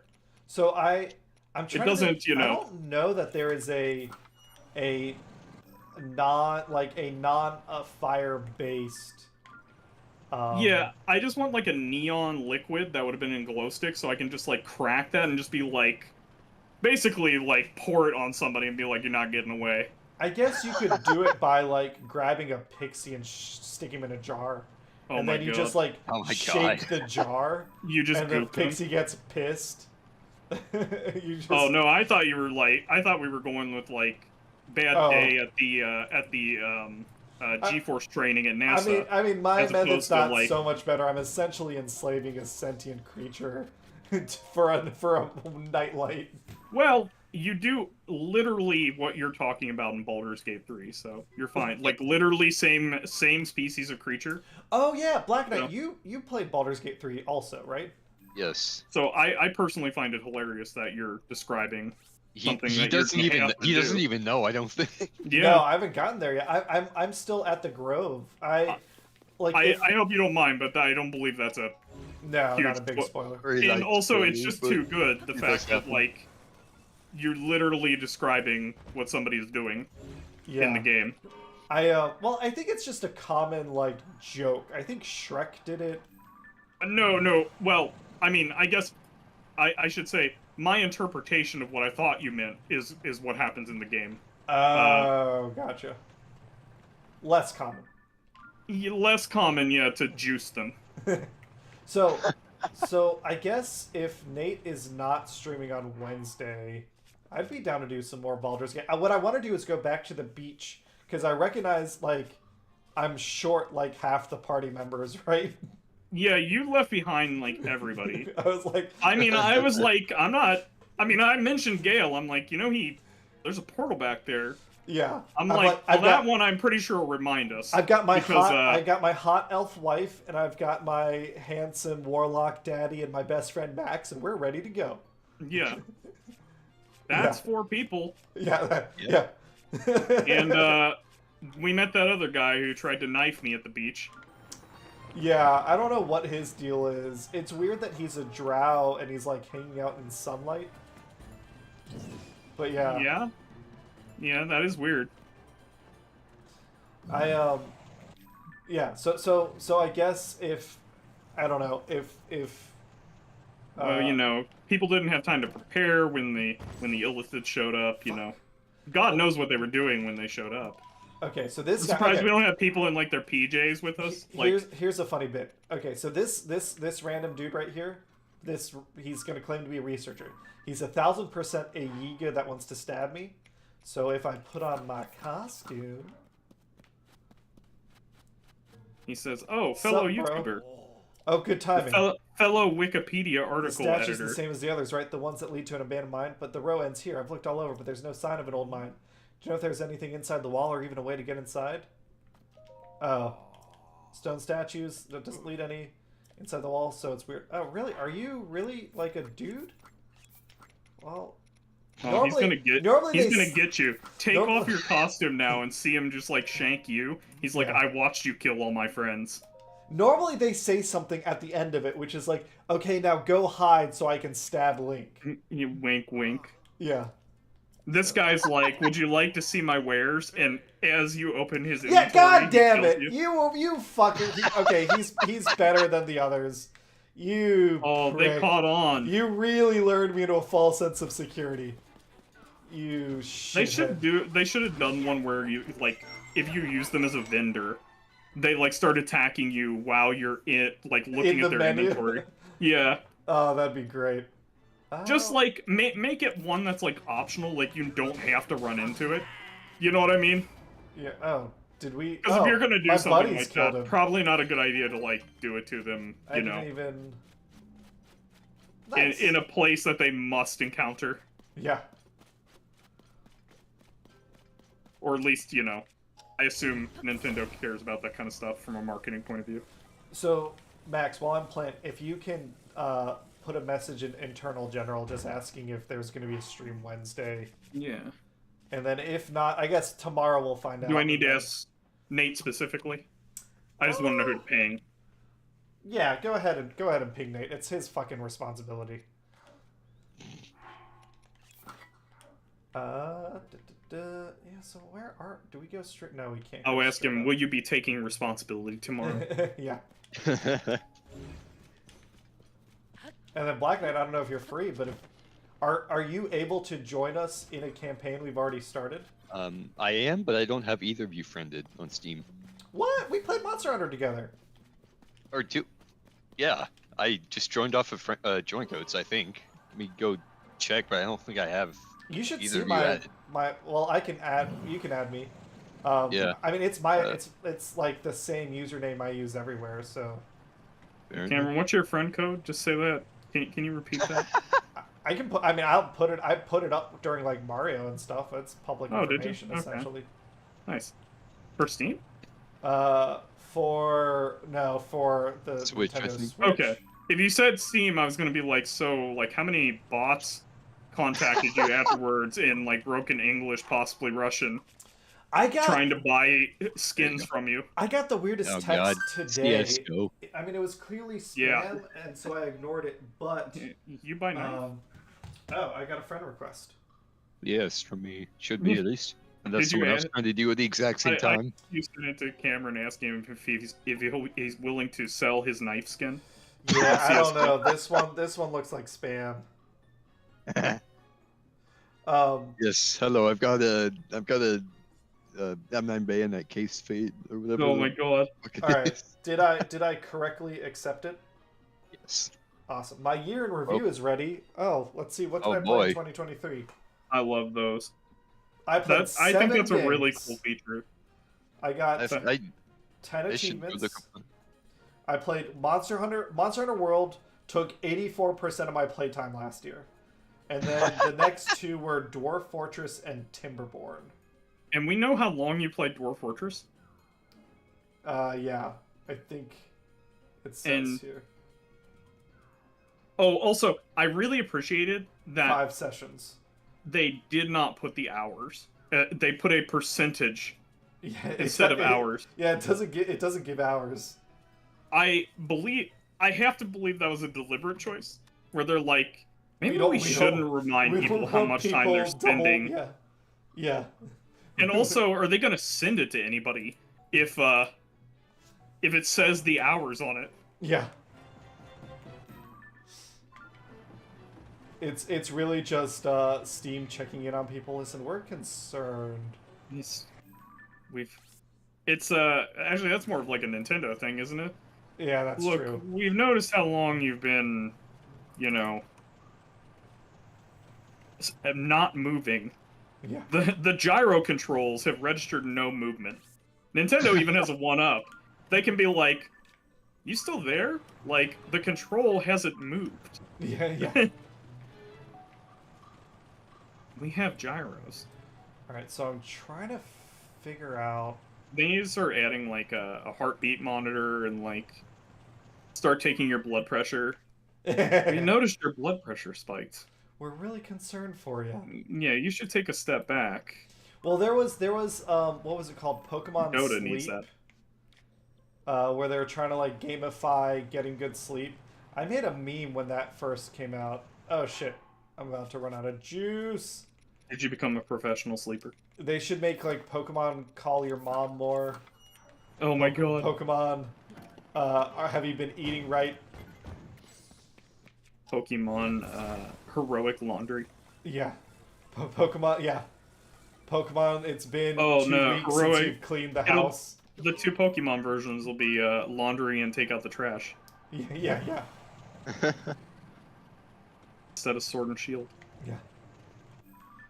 Pokemon, you don't need to use Postmates 5 times a week. We should have a collaboration between TurboTax and Pokemon. Ooh. You know, you file your taxes, you get your tax return in the form of like a shiny. That's the dream. It's not deductible.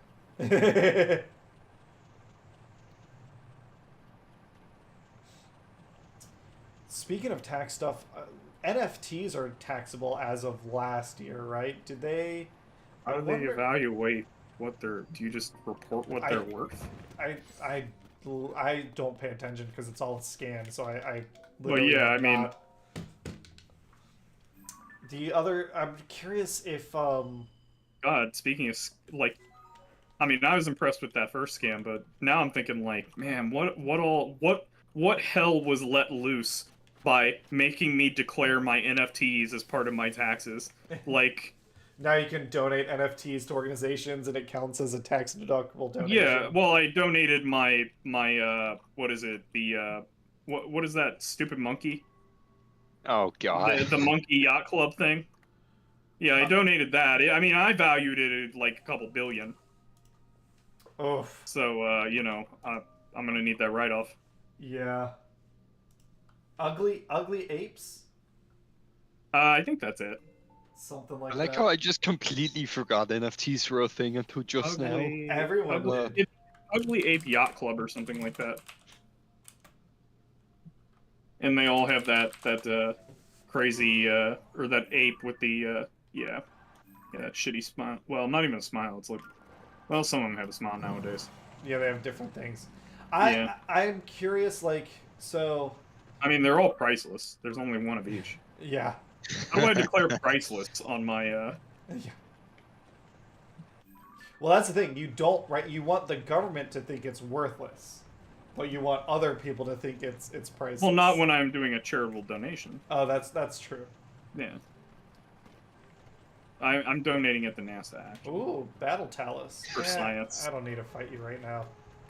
I'm good. I looked that up one time. How I was like, can you donate directly to NASA? And you have to go through some, at least at the time, you had to go through some unusual steps because it's not like they just had like a PayPal account or something like that. You could, you know, makes sense. shovel money. It's a government agency. They want to make sure that they're not like taking donations from Al Qaeda.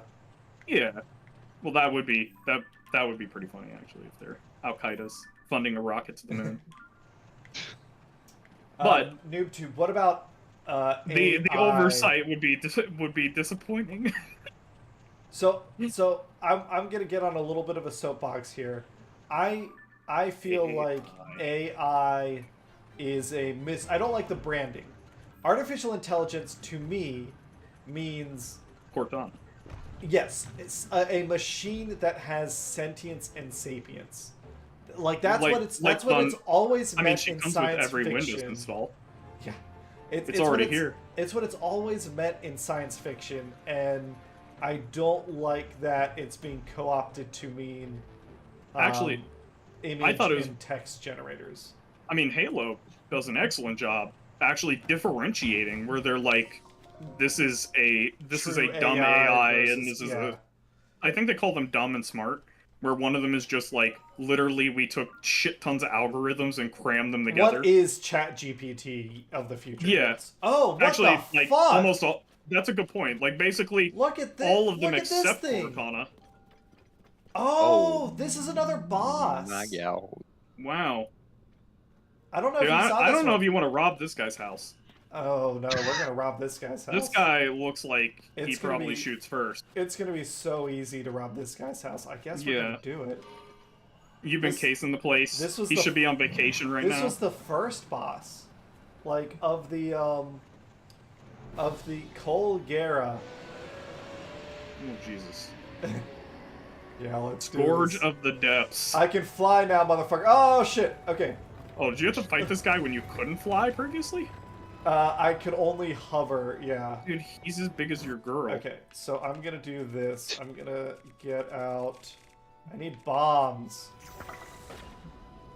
Yeah. Do I need bombs? In Monster Hunter, I'd be definitely. Well, I don't even know. Nah, this is bigger than stuff in Monster Hunter. A long shot. Alright, So the B-52 then bomber here's is what we do. about the We're same gonna- size.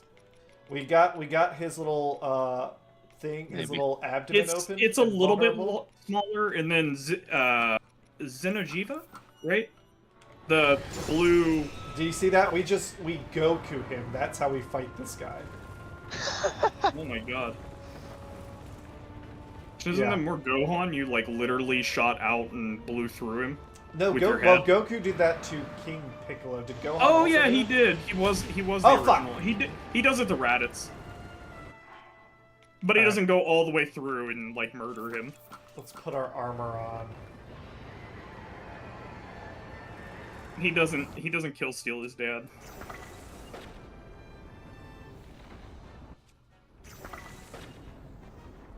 As one of the last remaining Saiyans, he knows that's bad etiquette. I'm too far away.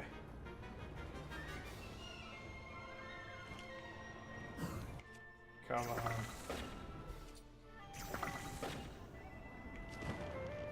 Ah, damn it. What is that giant blue? It was the last boss in Monster Hunter World. Xenojiva? Yeah, Xenojiva. That I was thinking that's probably about the same size as this thing, right? Ah, Or am I shit. misremembering? Fuck you! Give or take. Oh, Oh, you're trying to Kirby your way through, actually. You gotta turn into like a boulder. Yeah. Just send the old melon through, and then get out of here. Woo! Miss me. Now you gotta kiss me. Kill him. You're like, I see you have a dream catcher here. Be a shame if something happened to that Yeah. as you step through it. Yeah. Well, fall, actually. And here. We're close enough. Oh, there we go. Yes. Nice place you got here, Colbert. Yeah. Be a shame if I showed up.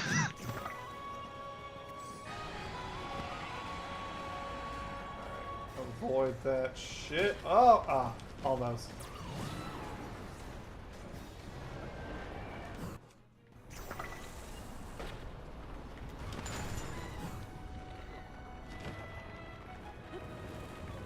Ah, fuck. Okay, I missed it. Just a little bit. Shit.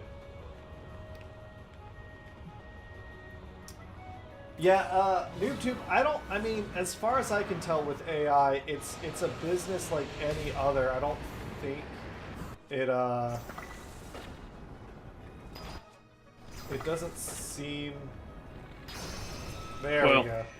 At least in software development, you know, rampantly in the 90s, but still after the 90s. You have a lot of things that just function on venture capital. I mean, think of Twitter, for example, that really, as far as I know, was not turning a profit. Yeah, I guess what I'm saying is I don't think... assume is still not turning a profit. I don't think so. AI generates a new class of commodity the way NFTs and Bitcoin did. Mm-hmm. what you sell, you make money with AI by either selling the products that are generated or the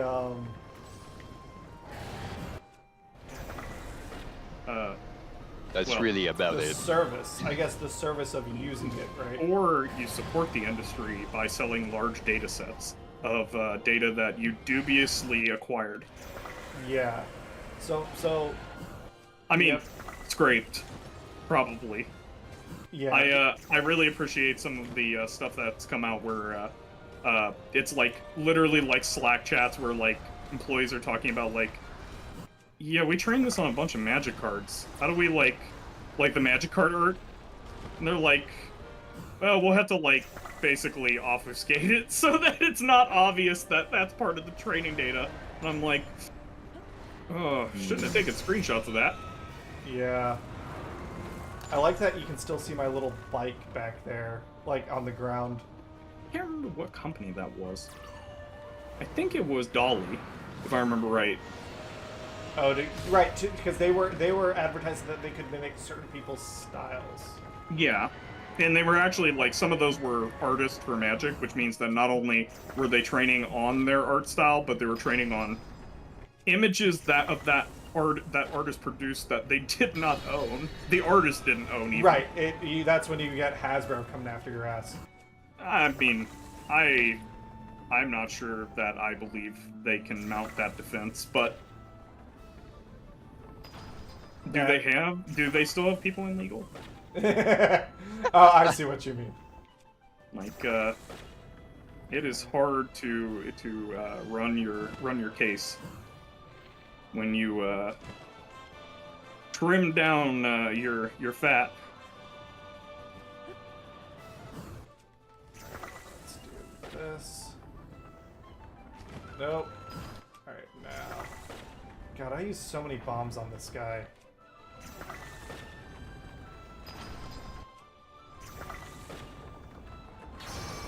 Done. Was it worth it? What did it cost? For what? I guess it's essentially another battery section. Yeah, laser light show. It costs the It cost me like 25 bombs. well, and everybody's feeling safe in their Ooh. neighborhood. Wait, is this like a weapon part? Everybody got the alert how Old Man Kolgara had his house broken into and was murdered. Yeah, They in his believe it sleep. was a robbery because his valuables were taken off of his body. Well, shit, I don't have a weapon to like graft this onto, but it's probably got to be pretty good, right? Yeah, the police have been investigating, but at every scene, the weapon's different. It's like, Yeah, with there's some no scenes, pattern. it's like they were bludgeoned with a hot piece of coal, and at other scenes, it's like some archaic metal sword. Nobody has a metal sword. Alright, I So, guess I'm gonna destroy that fuse material. Colgera jaw. and then there's just body parts all over the place. Yeah. It's a real massacre. Yeah. They're like, it's his calling sign. He leaves behind body parts from other murders that he's been carrying around on him. I'm almost For some reason we don't understand. Link murder mystery. Have a party that's like after him, like trying to find the murderer. I mean, I think we made the joke before that Link is absolutely a murder hobo. He's Oh yeah. And I don't I even know mean, that it's a joke. It's just he had a quest. he has limited abilities to interact with the world. Most of them involve swinging a sword. So he And has a smashing state-sponsored pots. quest. So, That's true. I mean, he literally has a license to kill from the princess. Link, if anybody gets in your way, off them. Yeah. It's not so- even so worth my time to hear the he- case. Colgara got me like a really cool jaw piece. That's the other thing that sucks about the squid boss. He didn't even Well- give me anything good. It was just like some random shit. That wasn't in his pocket. You literally had to dissect him to get to that. That's true. Oh, I should switch my... This guy doesn't even have pockets. What's he got in his jaw? Yeah. What do we have up here? Another... Oh, a talus? Stone Talus? Well, interesting. Woo! Oh, God. All right. All That's right, cool. fucker. I like that. Are we doing No, I mean this? it's really simple a model, but it's cool. Yeah. Well, it's a cool way I to actually fucking was not die. expecting like Him to throw the his arm swamp at me. man to come at you. Yeah. Yeah. So normally it's just rock. This version is all shadowy and corrupt, but we're gonna. Yeah, I can't tell if he's like lava or like mud or. It's gloom. It's the evil corruption that Oh. Ganon does. It actually makes it Everything- really hard against the background to like see where he starts and ends. I for think me. that's the idea. Yeah. Like down here, if you don't have the proper lighting you need, like. Down here, if you have accessibility needs, you're gonna lose this fight. Yeah. I only see in I'll black say and white. this. Oh god. in terms of No, accessibility, I'm not. Nintendo is like behind the ball. I think. Like I just don't know that they've they're done too much. busy. They're too busy suing people for using ROM hacks. Oh, that's true. It takes Are up they? a lot of time. Yes. Oh, I didn't know that. It Like, was- are we talking like modern games, or are we talking like literally like regular Ocarina of Nintendo? Time. So they've I guess at this point though they've actually like started reselling their older games though, right? Yeah. I guess I'm just curious, like, were they doing that before like they were reselling it? I think they've always been kind of doing stuff like that. I've always gotten the impression Ah, that they fuck. were like that. I just No. never looked into it God damn it, come back. to see if my expectations were, you know, what basically what I thought it would be, but you know, I don't like starting research like that. That's Just leads to disappointment. yeah. Well, no, you know, Oh, it's fuck, it's generally fine. not a good idea to be like, let me try to find evidence to support my opinion. That's what Toy's for. Ugh. Okay. Fireproof? It's that one if Google was a human thing where they're like, what was it? I can't remember. The one lady comes in, she asks them to like. Oh you know, yeah, I found all these pages that refute your argument, and this one page that Yeah. seems to support I it. And she knew sna- it. Yeah, I knew Yeah. it. Yeah, I'm like, that's perfect. That's what I'm talking about. Is like when you try to find the evidence to support what you already thought. Yeah. Okay. Look, I found it. It is 7:30. I think this is a perfect time for me to take a little breaky. We'll be back in, we'll say, 10 minutes. Okay. And we're trying to find Master Kohga and kick his ass one last time. Be Yeah. right back, everybody.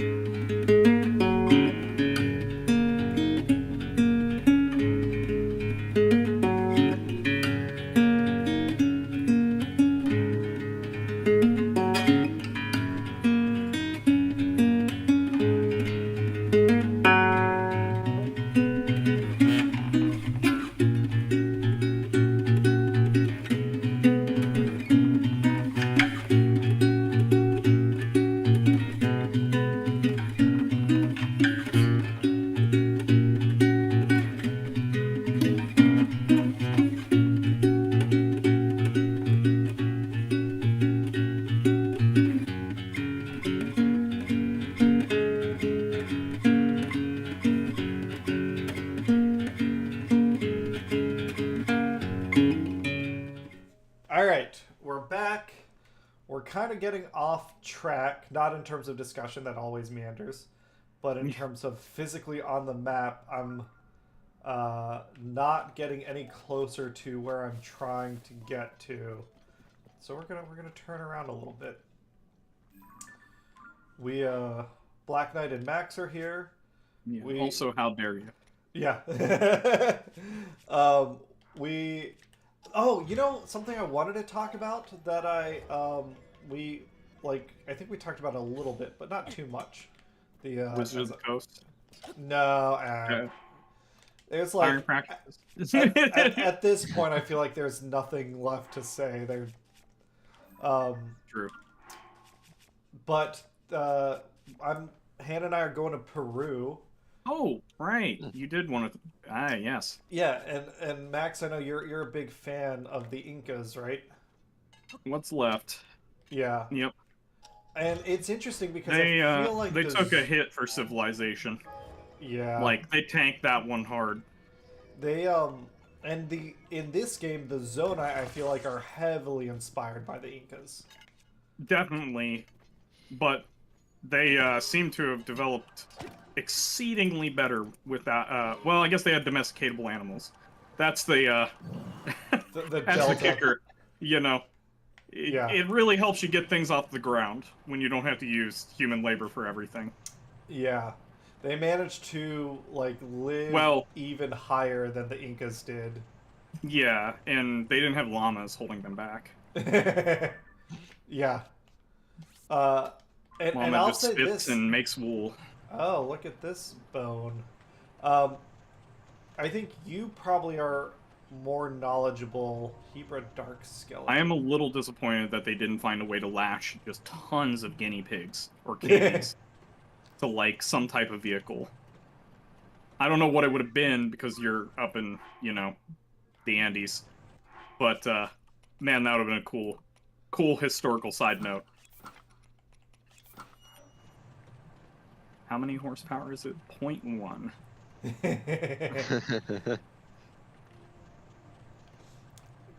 You know what? A .1 horsepower guinea pig would actually be like No, a this is massive like fucking guinea pig. yes, that would be like the Hulk of guinea pigs.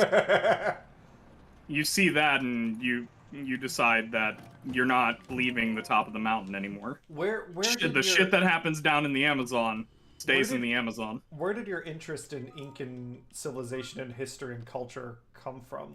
Oh, yeah, so it came from so I played Age of Empires 2 growing up. And Age of Empires 2, because it's an RTS, that is loosely based on his history.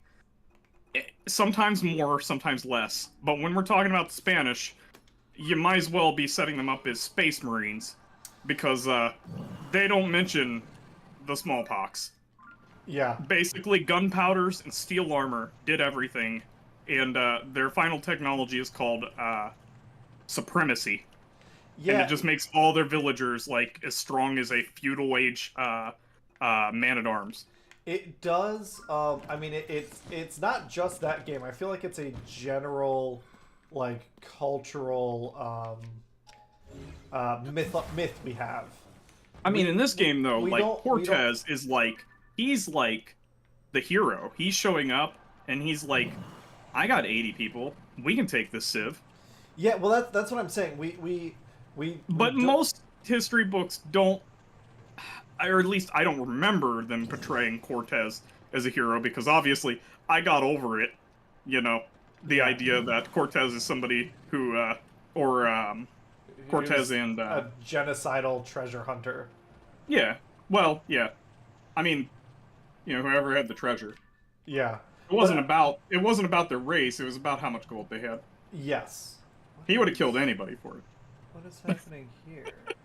Oh, that's just another mining thing. He just so happened to have a large technological advantage and a massively superior bioweapons program. Well, that's what I'm saying. I don't think we downplay the brutality anymore. Although there was a time when it was like, oh, the white man came and civilized, right, the It Americas. actually took a long time before, like, my history books at school, like, longer than you would expect, like, after 5th grade, where the history books are like, oh yeah, this wasn't very good, actually. Like, basically, No, yeah, where that's what I'm saying. Yeah. it is very, like, it is very much like, hey, and he did it. Look, this one guy, he did it. Well, I remember, like, right, we learned about Manifest And it's Destiny. like, oh, he beat them, not he wiped out their civilization. Yeah, it wasn't, it's not, well, that, like... Basically, the wording on it was very... The wording I remember from, like, my earliest interactions with that part of history is that, it makes it sound like something, like, it was a competition. Yeah, exactly. Instead of, like, brutal sacking. Yeah. Well, that's like, in art, right? And Black Knight, Max... And it makes him sound, like, super intelligent, too, that he's like, oh, yeah, I took the Emperor. Yeah. Well, and it's like, actually, the Emperor was like suing for peace, like constantly. So for the Aztecs, at least. Black Knight's younger than us, so I'm hopeful that your history books were a little more enlightened. But I remember, like, in like 3rd grade, we learned about, like, the Manifest Destiny, but it was portrayed as like, yeah, like it wasn't challenged. It was just like, yeah, we believed in Manifest Destiny at the time, and that's like all they taught. They said there wasn't any like, so we used it as an excuse to brutalize, Oh shit, Kohga. But they fought back when Custer tried to kill them. Yeah.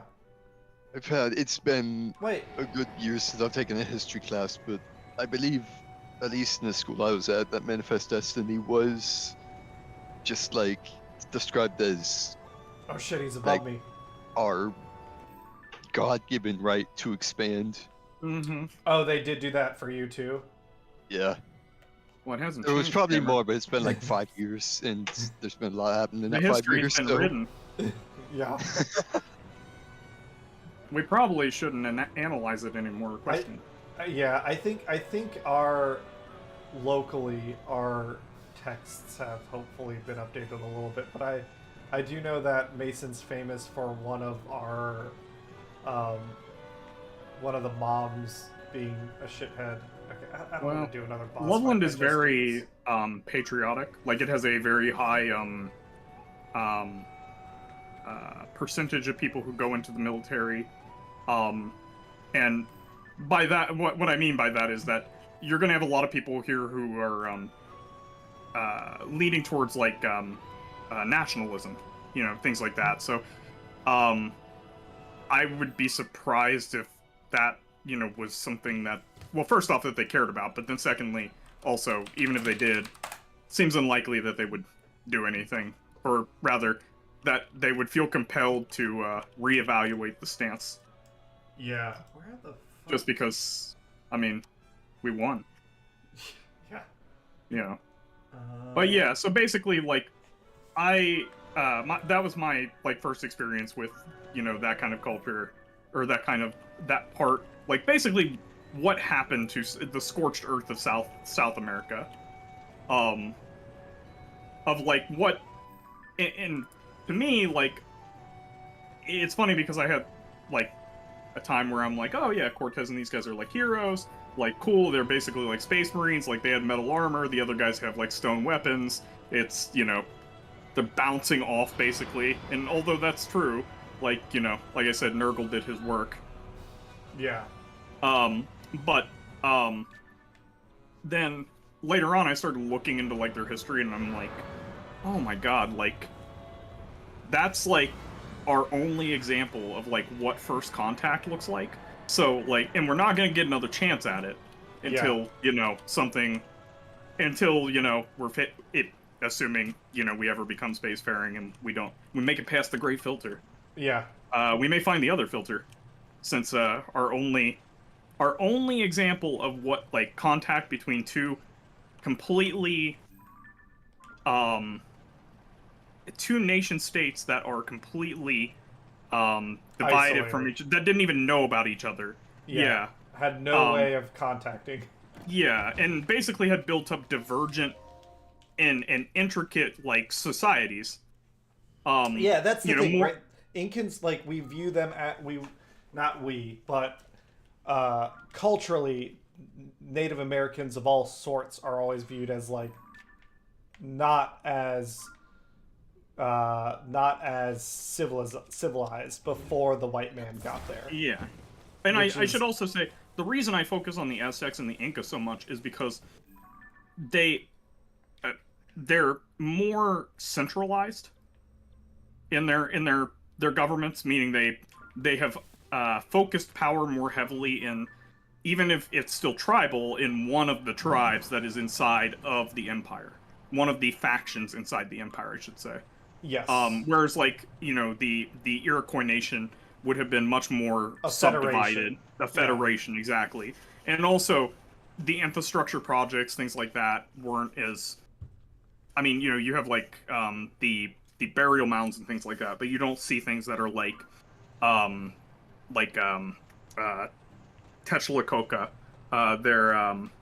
their city that was out on that lake, their capital, or like Machu Picchu, or basically things that require you to, well, you know, go full Egyptian and conscript your citizen base to build vanity projects. The only reason that things the Incans built are not considered wonders of the world was because they were like, people didn't know about them when we didn't even find them until, like, Herodotus, when Herodotus was naming his wonders of the world.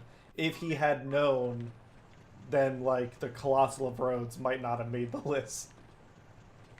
Ooh, whoa. Is that a fucking royal greatsword? But yeah, Oh, well, actually, now that I think about it, when did he write that list? Herodotus. um, I mean that had to I mean, be I'm just gonna look at his life or how long he yeah. is. It doesn't matter. I'll just look how old he was when he died. Okay, so like basically 425 BC to like somewhere in Yeah, somewhere in 400 somewhere in like BC. 385 or yeah, BC. So 385 to like somewhere around there is probably when he did it. Yeah. I was trying to think of like what else would have been around. Like he doesn't mention anything about like the remains of Ur. If there No, would have no, been no, anything no. there, I have no So idea like what would have been left of Ur. But I know there's ziggurats out there. no, so Um, at the time, the seven wonders of the world were the Great Pyramids, the you Library just of got me thinking Alexandria, The when you Hanging Gardens. yeah, Hanging Hanging Gardens of Garden, Babylon, um, the the Colossus of pyramids. Rhodes. Yeah. Uh, oh man, what were the other ones? Those Hold are all on, I remember. Yeah. those are the ones from Civ. And there's never a like I don't know that there's like one canonical list. Many people have said seven wonders and included different things. Like we would nowadays we would consider the Great Wall of China a wonder, but at the time That's actually why I was asking but I was like, no, I was like, he's BC and you know, you're not gonna get to the Mongol hordes until, uh, till AD. yeah. So I was like, never mind, that can't be on there. Let's Oh, see, the pyramids, the Colossus of Rhodes, the Hanging Gardens, the Lighthouse of Alexandria. Oh man, yeah. two of them right next to each other. Oh, actually, three of them. The Mausoleum of Halicarnassus, which is Yeah. gonna be like basically down the road from the pyramids in Alexandria in Library. I didn't Alexandria notice was that wait, actually. is it all Egyptian Alexandria? That would make sense. The Egyptians had the Well, the money. lighthouse is Alexandria, is Egypt, Alexandria. The pyramids are Egypt, Cairo. Yeah. And then, um, the mausoleum is this should still be in Egypt if I remember right. Oh no, this is actually, well, wait a second, of the Ottoman Empire, present day Turkey. Hold on. I thought this was also inside of Egypt, but I mean, there were so many Alexandrias that well, no, I mean the thing is they actually don't list like a city. They say it was in this empire, and I'm like, if you're telling me Turkey like at that time, like we got to get past like the Ottoman Empire, the Timurids, the no. Well, Libya, if it's of the, like it's still Alexander's. Like he had conquered all of that area. yeah. Well, and I know he named every other city Alexandria. He was like, one of these will be good. Yeah. I only found that out later, and I thought that was hilarious. I'm Do like, you that's have hedging your bets right there that one of these cities is going to be good. Black Knight? What's like? Are you a history enthusiast? History? No. I can tell you about guns. I'm a gun nut, but I'm Oh, not a really? history nut. Gotcha. Okay. Yeah. No, I was wrong. Halicarnassus is you know where like the oh hell, like below. It's basically below the straits. Gotcha. Like in like all the islands down there along the edge of Turkey. Yeah. It's down in there. Ooh. What do we have over here? Knights I Claymore. know that would have gotten like free for a little bit or been like marginally under Ottoman control, but I have no idea in BC times who had that. Or, well, also it's kind of funny whenever you see people like make a nice map for like BC like country borders, Yeah, that's no one used and those. yeah, all the way up to like even if 1444 EU4 is like putting country borders is kind of funny. Yeah. Well, and It's then not the as same way ridiculous we as view, the same way we view like maps for battles and campaigns, like, and there nowadays that is a thing, but for the Oh, yeah. longest time, like there was no point navigating with a map over land because you just followed the road. Well, and also all their maps were drawn from a boat Yeah. showing the coastline. So like it's really funny when you see like what somebody drew, they thought like the Yeah, they're Mediterranean looked like when interpreting. Yeah. yeah. Well, one of my Because favorite. Oh, go there's ahead. this meme about like what if a fish drew the world, basically like a map of the world, and basically I've seen it. I've seen that. Yeah, it yeah. ends up being like it reminds me a lot of the maps that people wrote before they thought of the concept of like a bird's eye view map with like, you know, a sextant and like actually using like surveying equipment, Yeah. any type of surveying equipment. What is down here? I always thought that was pretty funny. I'm like, fish. That's just a dude in a galley. So one of my favorite Trireme. movies is Kingdom of Heaven. I think I've talked about this a couple times. yeah. Ridley like that movie Scott, too. great. But he has this great line because he's like he likes to include things about like it's not like there's no movie that's like 100% authentic, but getting the cultural feel correct. And there's this one line when He did a really good job showing like somebody who's leaving Europe to go to the, like, I actually enjoyed it was short, but them actually demonstrating how the hell these people got there at yes, and how dangerous of a journey. But the Yeah. way they gave all, directions and that it's is great. self-funded. Like the guy's asking like, okay, how do I get to Jerusalem? And the guy points down the road and he said, okay, you're gonna walk on that road until you get to where the people speak Italian, and then Yeah. you're gonna keep going until they speak something else. And it's like, yeah, that's basically how you did it. That I forgot about that scene because It's I was like, so good. people will forget, especially with like, you know, Google Maps nowadays. I mean, I even forget that, you know, it won't. Especially, well, I get reminded quite frequently by like my grandfather who's like, "You go until you see this landmark," and I'm like, Yeah. I don't know what you're talking about. I'm like, what intersection is that? And he's Yeah. like, well, it's the intersection with that landmark. And I'm like, oh, well, Oh, can't so this search. is totally cut off. I can't search the red building with the aluminum roofing. Okay, so this is On totally Google. cut off from the rest of the map. I cannot get there. I think I have to go onto land. Like, I gotta go back to the overworld and try and find it. Sorry, keep going. No, while you're I fine. Navigate. I guess, do you want me to unwind the stack here and go back up to, the Incas? Yeah, so Basically, I can throw a stack overflow exception and we can get back to the top. yeah, we're done playing instance. Let's start going up. Well, you went to Magic, but programming Magic. You get a stack. Yeah. Everyone gets a stack. Let's see. Yes. Stack Overflow is a great website. It is. There are chunks of college where it kind of did my homework for me. Mm-hmm. Like, here's the problem, and I like, okay, let me look up like, okay, I got this error. Let me look it up, and then, yeah. Yeah. If the Incas had it, they would have. What, Stack Overflow? Yeah. They could have looked up. What do I do about these Spaniards? Yeah. Concede. But yeah, so like the Unfortunately. the way we mythologize the like, even I'm guilty of it. Remember when what was it, Pirates of the Caribbean Oh God, yeah. 4 So that's came out? part of what reminded me about is seeing all those movies which take place in the Age of Sail are kind of like the golden age of the Age of Sail, really. Are kind of like, oh man, like this is heavily influenced by like our romanticization of, you know, the Spanish. Yeah, yeah, Absolutely. absolutely.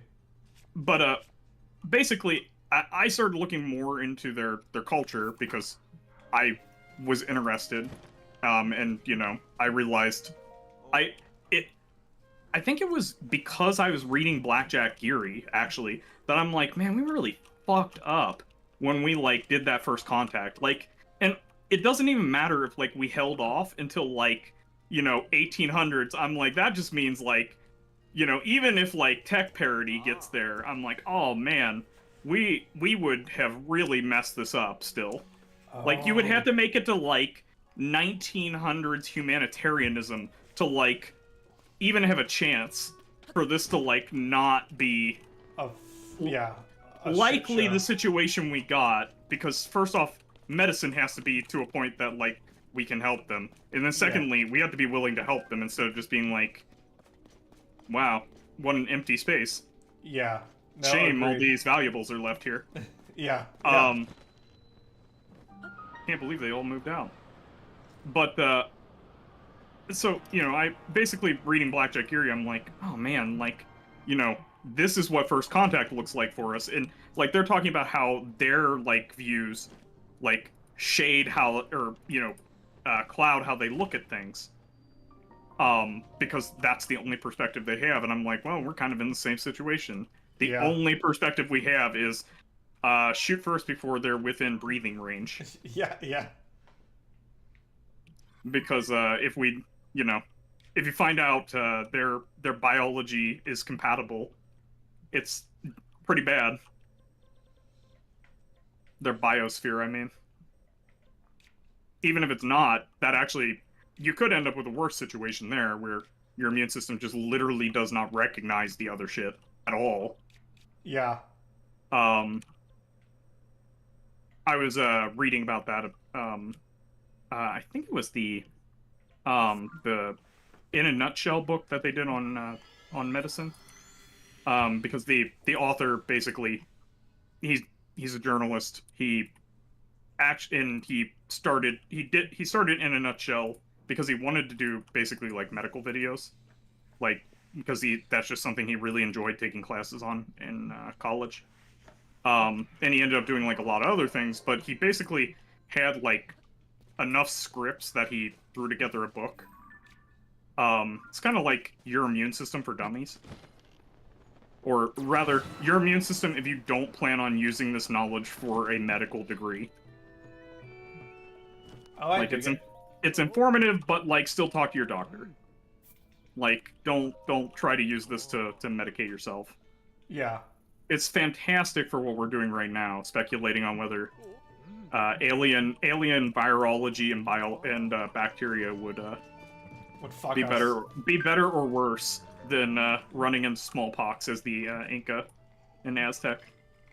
Yeah, I mean, like you said, the best hope we could have is on a molecular level that's totally incompatible. Exactly. If Literally, they're, their stuff silicon-based requires crystal not life room forms temperature. or something. Yeah. Their stuff doesn't actually function at like Earth room temperature. Yeah. And they need to wear suits of like magma to like keep their biology working. That'd be great. Yeah. if we can naturally self-quarantine. Yeah, we're immune because anything that leaves their biosphere instantaneously dies on contact, freezes to death at room temperature. That'd be fantastic. But yeah, that's basically your best hope. But like I was saying, you know, I'm like that. So first off, we like lost. This is our only example. This is what we left for ourselves, and a couple civilizations had to die for us to have that as our only example. There is one other example, right, in terms of the Vikings going from Iceland and Greenland to like North America and Canada. I suppose, but they didn't like show up, kick in the throne room, and also they didn't spread smallpox, oddly enough. Well, that's what I'm saying. It's a.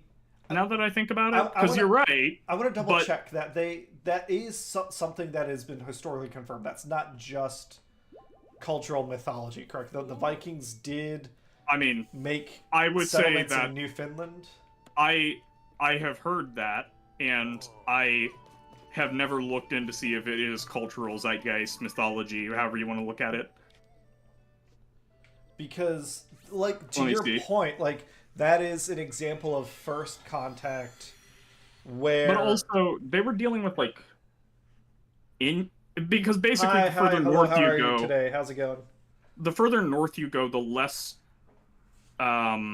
vertical the government structure... You're dealing with, like, federations. A group of people who are possibly nomadic versus, like, I'm gonna show up to, you know, It was two different tribes interacting with each other, capital not city. an empire going Yeah. to colonize something.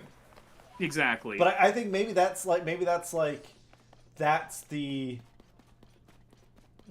we don't have a modern day example because we are now heavily federalized. Well, I mean, if they showed up today, it would look like we have a bunch of tribes that are occupying random locations on the planet, and are like, my line is here. Assuming that the aliens come as like a single. Yeah, if they're monolithic, that's Yeah. fair. Also, they might not. We just kind of assume from like that's another example of like our Star Trek and stuff has taught us. Yeah, the that, aliens always show up. They're completely monolithic, and all of them are bent on destruction. Yeah.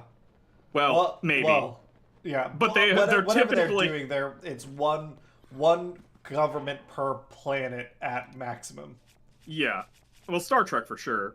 Which is a really funny, like, again, Blackjack Geary, I love the way he does it. Spoilers, I guess.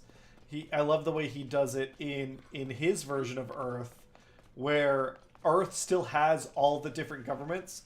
Yeah. And they work to, like, essentially create a political stalemate that prevents war from happening. And they meet that one alien race that actually, they demonstrate that they have internal division.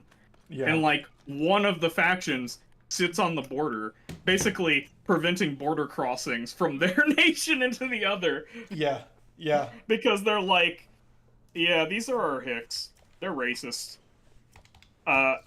Yeah, we'll take care of it ourselves. Crystallized charges. Oh, what As Kohga, you what are you remember, up to? The spider wolves keep saying, human problem, humans deal with it, or something like that. I can't remember the exact wording. And you're like, what the hell are they talking about? And you're like, oh, they're saying deal with your own internal affairs. Yeah, yeah. And so they're basically, by telling us that constantly, they're almost giving us a hint that the vast majority of other races they've interacted with have internal power structures. Right. That are not monolithic, essentially. Oh no, okay, so Master Kohga has an ultimate weapon of resurrection. And the day the world faced its end, behold the feat of engineering. You know, I talk like the Aztecs and the Inca are monolithic too, but like, the reason that Cortez was even able to like oh shit, look overcome... at this. Oh, nice. He's got a fucking mech? Darkness below the castle where the Demon King now dwells.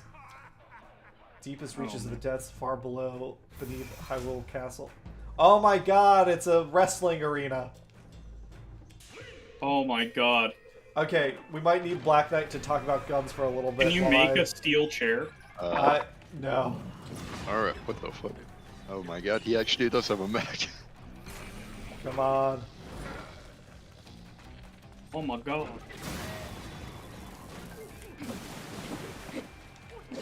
Oh. The chair. Oh, that's actually super. Never mind. That's not hard at all. Suplex him. Suplex him. I don't have wrestling moves. All I've got is. They should have given you those for this particular game. For this particular fight. Oh god, this fight's actually, unfortunately, super easy. Though, to be fair, I've never seen a wrestling ring with barbed wire. Yeah, yeah. That takes the steel cage match to a new level. Hell in a Cell. Steel cage with barbed wire. Rusty barbed wire. Yeah, that is Hell in a Cell. Hell in a... Hell in a Cell with the golem. Whoa. Oh, that actually didn't even hurt me that much. Man, you just gave me a good idea for an encounter. He got real close.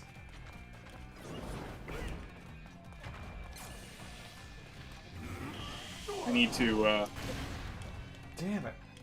Instead of having Blade Wall, I need to, make a custom spell for Barbed Wire Wall.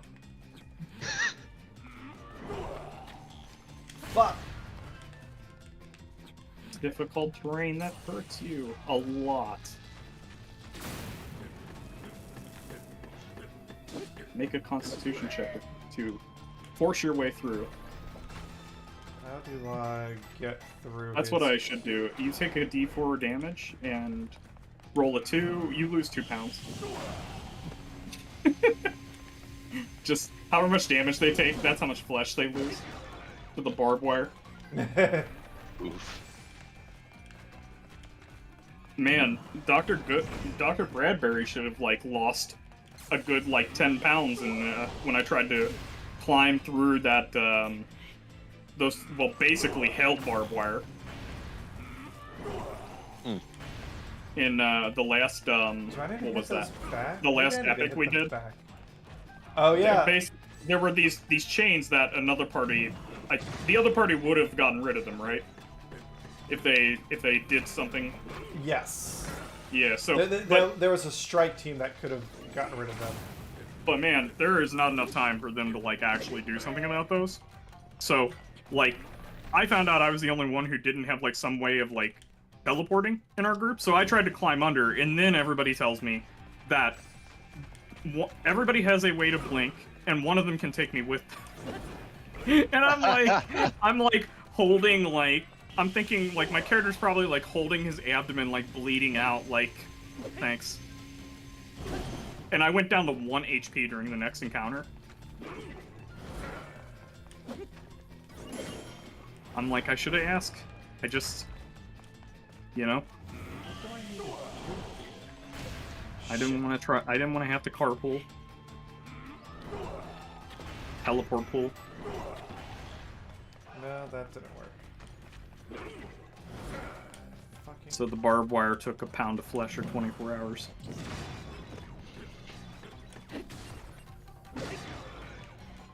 I don't think that's actually hurting him. No. I mean, it's like wrestling. He's becoming demoralized. You know, and it's all in the script, so he's fine. There we go. This is all scripted, right? The barbed wire is electrified. I figured it out. He's a paid actor. So Black Knight, you're a fan of guns. What do you own anything right now?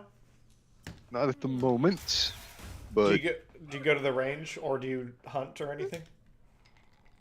I've done some range stuff in the past. Nice. Nothing at the moment, but I did write an essay concerning AI and guns. So apparently apparently the military, the US one at least, is, at least at the time I've been writing it, which was sometime last year or 2 years ago, something like that. Chat GP rifle. And... I mean, it's funny, but also terrifying. Yes. No, but apparently there's some robotics firm operating in the U.S. I think out of Nevada or something. Raytheon? Something like that. I mean, that's... I believe they would actually be... And, apparently, there was like a bunch of different robotics firms, which one had made God, like are you seeing this? Yeah. Like an unmanned, like, drone, kind of, which is like the Boston Dynamics dog thing, but yeah, military purposes, so it's got like something like a shotgun 6.5mm rifle mounted on it. Oh, jeez. Like, yeah, that's like in One between. step closer to Terminator. Yeah, in between like an M4 and the AK caliber. It's like worse. It's tiny, so it can get under places and blow out your shins. It's like a mobile shotgun booby trap. Yeah, but yeah, I mean, hopefully it's not gonna turn into Terminator. It's just gonna have like human operators.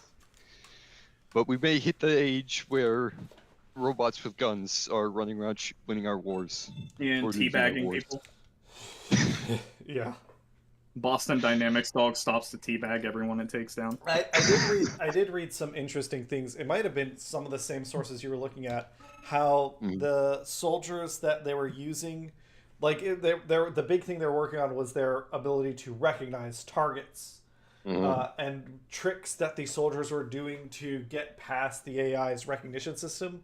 So you can just like chain cartwheel. If you cartwheel toward it, that's not detecting like expected human motion. Yeah, they were doing some really nutty stuff that in a real situation you'd have to be pretty cavalier or at least not care much about your own life to give a shot. And right, Do you think they patched it for cartwheels? yeah. Doubtful. The Cartwheels into combat. terrifying practical application, which this is none of this is an endorsement of this, but the practical application was this would be in combined arms, like Yeah, you would probably send you the get robot through the door shot by first. the regular dudes behind the robot as you Yeah. cartwheel to trick the robot. I would assume that basically what you would do here is, I mean, even if it didn't even have a weapon, just have a breach door. Yeah. Like, it walks in, soaks up, like, bullets, claymores, like, at least it triggered them. Well, remember beforehand. there was the guy, he was sniping people in DC, and they took Yeah. a bomb defusal robot to him that had like a charge at the end of its like prong, and it Well- just kind of went into him and blew him up. You mean it did the, it did Jeez. the, there was a weapon like that in World War II where they took landmines and put them on the end of a metal pole. I believe it was Oh, Russia God. that made them. And, of course, Russia you had close a ton com- of shit happening in World War II. It is like- dog, It is was like that orc Germany or tank Russia? busters. Like, Yeah. you go up to the tank, and you basically place the charge against the hull with your spear charge, and let it rip. Yeah. I don't remember which country And, did this, but sometime in blowback World War kills you. II, there was a someone tried to train dogs to sniff out tank gas. Oh and yeah, that was stuck Russia. charges on the stuck charges was on the Russia, dogs, but the dogs were trained using the And- tank from the Allied faction. So when they sent the dogs out into combat, they just went around and blew up their own tanks. Yeah, they could smell BP. That's pure BP right there. I get a treat if I get under that. Yes. They actually didn't feed them much beforehand, so that they were hungry, so that they would want the treat even more. Yeah. Mhm. And so they would smell the gasoline go towards the tank, and then they're gone. Everyone's gone. The tank, the dog, Yeah, you. the tank. The dog is now in the tank with you. Yes. Yeah, not ideal. The Russians, they just like picking a dog and being like, Russians like having crazy They're like- ideas. like Laika. Oh man, Laika's Yeah. so sad. She made space, but her life support wasn't for the whole trip. Yeah. Well, the trip wasn't a return trip, so her life support could have never been for the whole trip. Yeah. Yeah. And I have to imagine that is not a great way to go. Yeah. And more. Especially when This is- the dog is probably confused as hell, because I assume. They I treated it actually- well until that point. I mean, I've never read into it more because it is a very sad story, but I assume she was not trained for this mission. Right. That she is strapped Yes. in for the ride, and that it probably unstrapped her at some point because they gave her some food and water for the trip, which I think is interesting. I don't know, like that's a little weird to me. Yeah. Anyway. So, yeah. Yeah, Yeah, on Razzle that, is a on that, poor on that dog very and- sad note, we should go back to Well, being I custom. just beat Master Koga. I have There you go. This is better. I think I have enough Zonite here to finish maxing out my charges. So let me see 554. So okay, I need to visit 2 more smelting plants. So let me go back to this one. I think I can max out my battery, and I'm curious what the like Zonai robot is gonna say once I have maxed out, because it always says like, oh yeah, I'd like another visit. Once I'm maxed out, is it gonna be like, fuck off, get out of here? Let's see. And then, I mean, this is what we were gonna do today, but we still have another hour. I guess we'll keep progressing. Like, I still have this main quest, which is literally, what's it say here? Find the 5th sage. During the ancient imprisoning war, it was Princess Zelda and 5 other sages who fought with King Rauru against the Demon King. Purah told you that in order to find the 5th sage, you should investigate ruins from the Age of Legends. So I think I'm going to go back to the different cities and see what might be there. Like, other than looking it up, I don't know what else to do, but I'm kind of enjoying... I think I said this earlier. I'm enjoying this game, like, with the organic exploration that we're doing. Mm-hmm. But yeah, so Max, we were talking about the Incas. Yeah, so They basically... were incredible. Yes. Yeah, exactly. They all got +1 armor per age that you've aged up in the game on their villagers. It means they were incredible at towering. Yeah. They actually, that's their Age of Empires 2 bonus, but they took it away in the Dark Age, so now you can't have, like, armored civilians walking up and placing arrow. Oh, actually, do you know why they have that bonus? Why it would be +1 armor on, like, all their units? So, the Inca, their armor against bows and arrows was just, like, basically wearing, like, enough llama wool that you were just, like, the arrow cannot penetrate deep enough.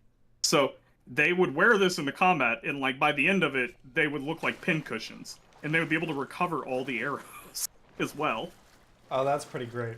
The Spanish even used them after initial contact. After they got started access stuffing to their them. stuff with wool. No, we're talking like this is a wool like a shirt, like vest that is deep enough that a obsidian tipped arrow cannot penetrate. That's pretty great. Why don't we have that in D&D? Yeah, well, I think most DMs would be a little pissed with your invulnerability to arrows.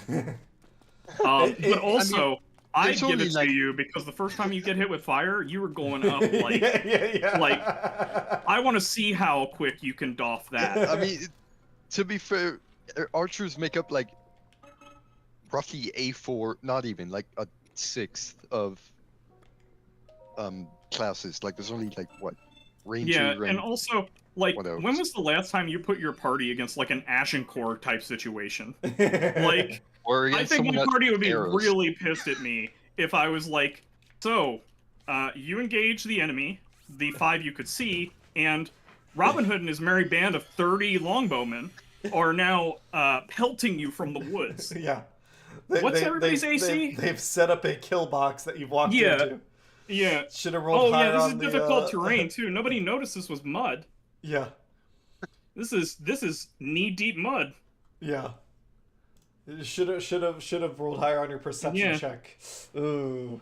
Oh no, the enemy wizard cast grease on top of the mud, and then somebody lit it on fire. This is Agincourt with a fire pit. Alright, let's see. Well, at least the mud's hard now. Alright, get producing. 45 Yeah, slots. I've never had an opportunity where I felt like, even with high-level characters, if I threw that many NPCs that could engage each turn, I mean, you know, when you start rolling like 10d20s against even like a paladin with like 20 plus AC. Yeah, you're gonna get hits. You're gonna, yeah, and they're gonna be crits. Yeah. The only hit I get is right in your eye because it's the only thing that's unarmored. Alright, let's see what we got to say. Yay, all my shit's blue. I kind of liked it better when it was green. Your energy cell has been expanded to the maximum possible. It will not support any more energy wells. But you may still find yourself with surplus crystallized charges. I will accept crystallized charges for your choice of Zonai device. Oh, that's kind of neat. Alright, I'm curious. I feel now. like you're talking to like a robot from like Fallout. Basically. Yes.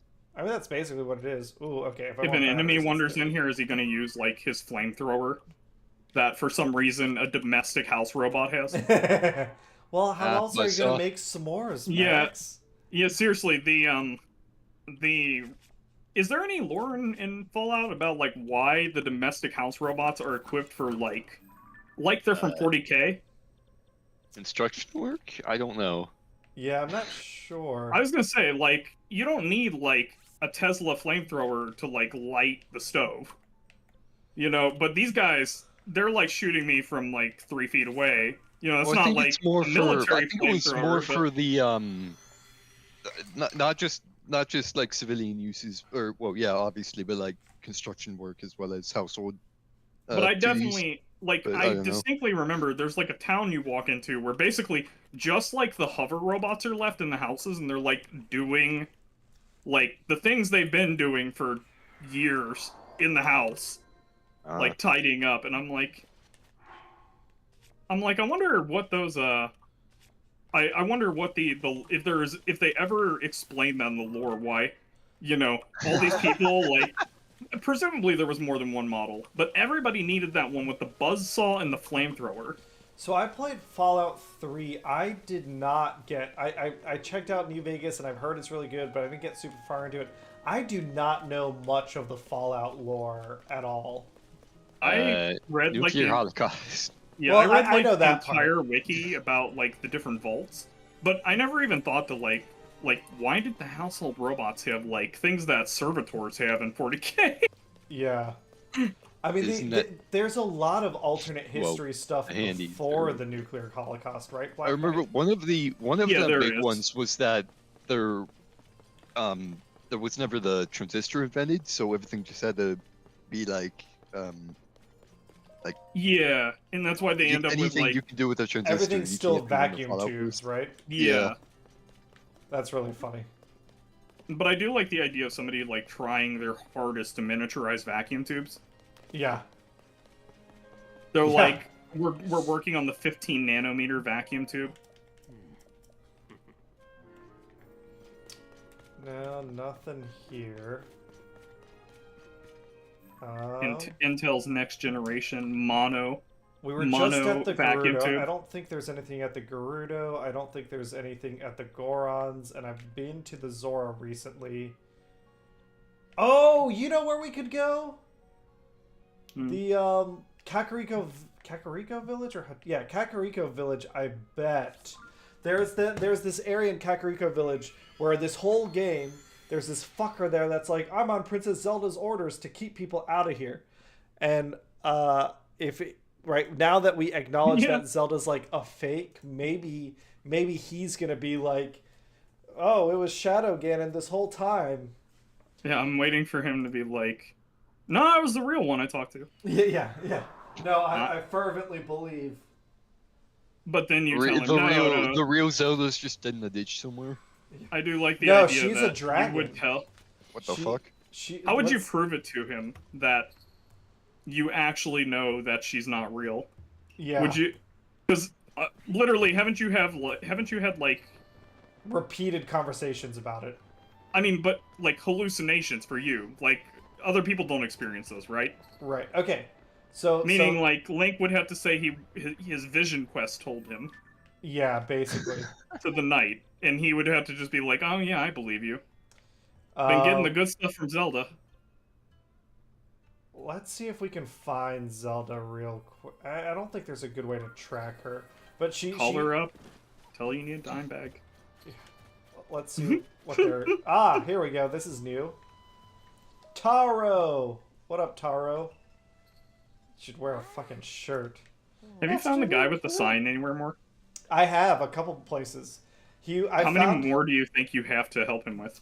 I don't know. I feel like I've been everywhere. Do you think he like it? Are they procedurally generated? Do you think? No, the Zelda games, they don't. I think everything's custom placed. I really love the idea though of like, them being like, just making him. Oh, here we go. In particular, go forever. The nice thing is that they are going to believe me really easily. Yeah, Zelda's fake. The real Princess Zelda still hasn't been found, but how can this be true?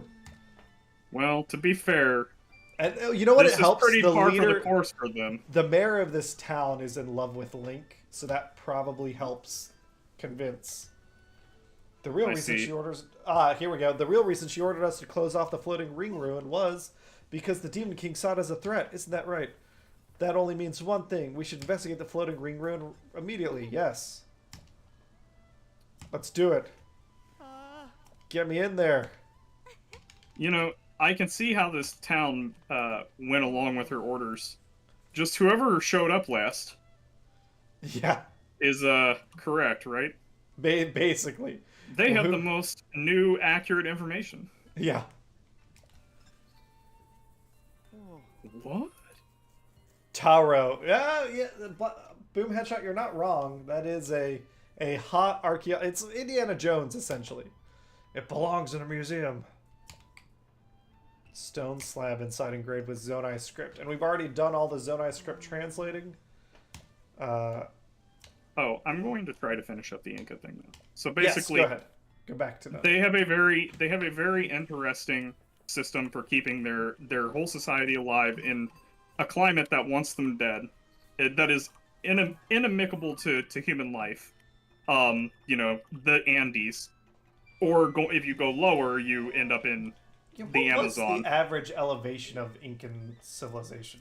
Well, that's the funny part about it, is that it's so steep that there are places where their step farms are where the temperature is different. You can walk from one step farm to another, and you're going up like 3 or 4, 5 feet each time. And so they actually have crops like very close together that should be growing in different climates. But they're capable of growing a very diverse set of crops. Yeah. By doing that. Which meant that their ability to feed themselves was, like, once they were able to grow stuff, it was pretty robust because one pest or disease wouldn't wipe out everything. They weren't reliant Yeah, I on mean, a it can't single... even go from one biome to the other. You would need something incredibly resilient to be able to do that. Physically travel. Yeah. It needs to fuck with shit. But also, they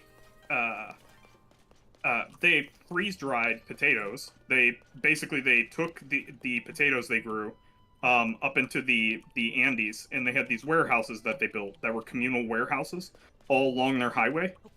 And basically, you put stuff in, and you were allowed to take stuff out, and it was more like your tax collector basically said, like, you know, you've put in this many, you know, Inca currency. They didn't have a currency. They just literally...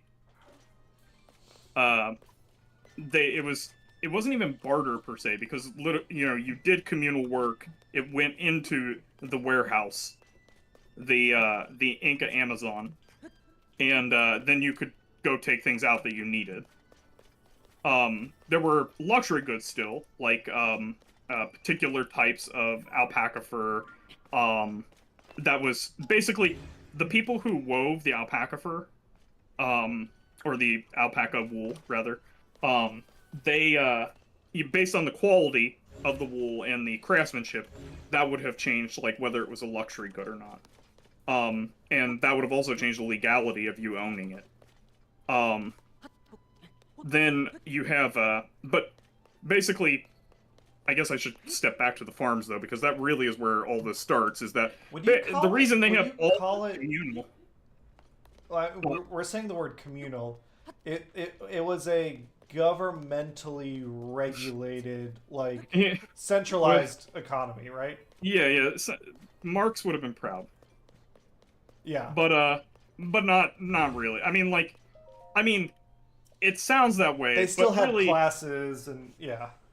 It did, and also, like, I mean, the king is literally a god under their rule, or under their society.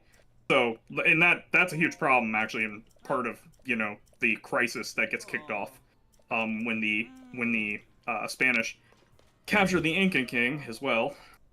Immediately after, and also, once the Spanish show up, they had just finished a civil war where the previous two brothers of the last king who died to smallpox, basically the smallpox was moving ahead of the Spanish showing up. So their society is already destabilized by the time that the Spanish show up, from a civil war and smallpox. But sorry, back to the step farms, because basically their culture informs why they have to have these, like, this highway network, why they need to have all these warehouses, because, like, trying to survive up in this environment requires everybody to be putting in is the best value they can get out of their labor. So, like, land isn't left unworked. What happens is the state assigns you land. Yeah. If there's land that's not being worked because there's just nobody living on it, like, you get assigned to it. If there's workers available. If somebody can't work, like, they're, you know, like the fields, they're basically sent to, like, work the wool from the alpacas because everybody needs that to survive in the climate.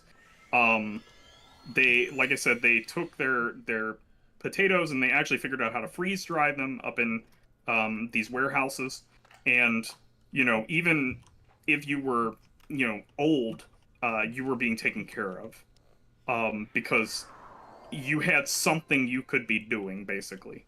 Right. And the climate is too harsh to even let somebody who cannot go out and work the fields not do something. Yeah. Um, Everyone had to contribute, otherwise. And oddly enough, this is still preferable to going down into the Amazon. And they traded with people there's down like in the Amazon. Centipedes the size, yeah. Yeah, well, if you want to fight a centipede the size of a main battle tank, go for it, but at least it's not what you get in Australia, right? This is mild. So yeah, basically they chose the high altitude of the Himalayas over the Dante's Inferno of the lowlands.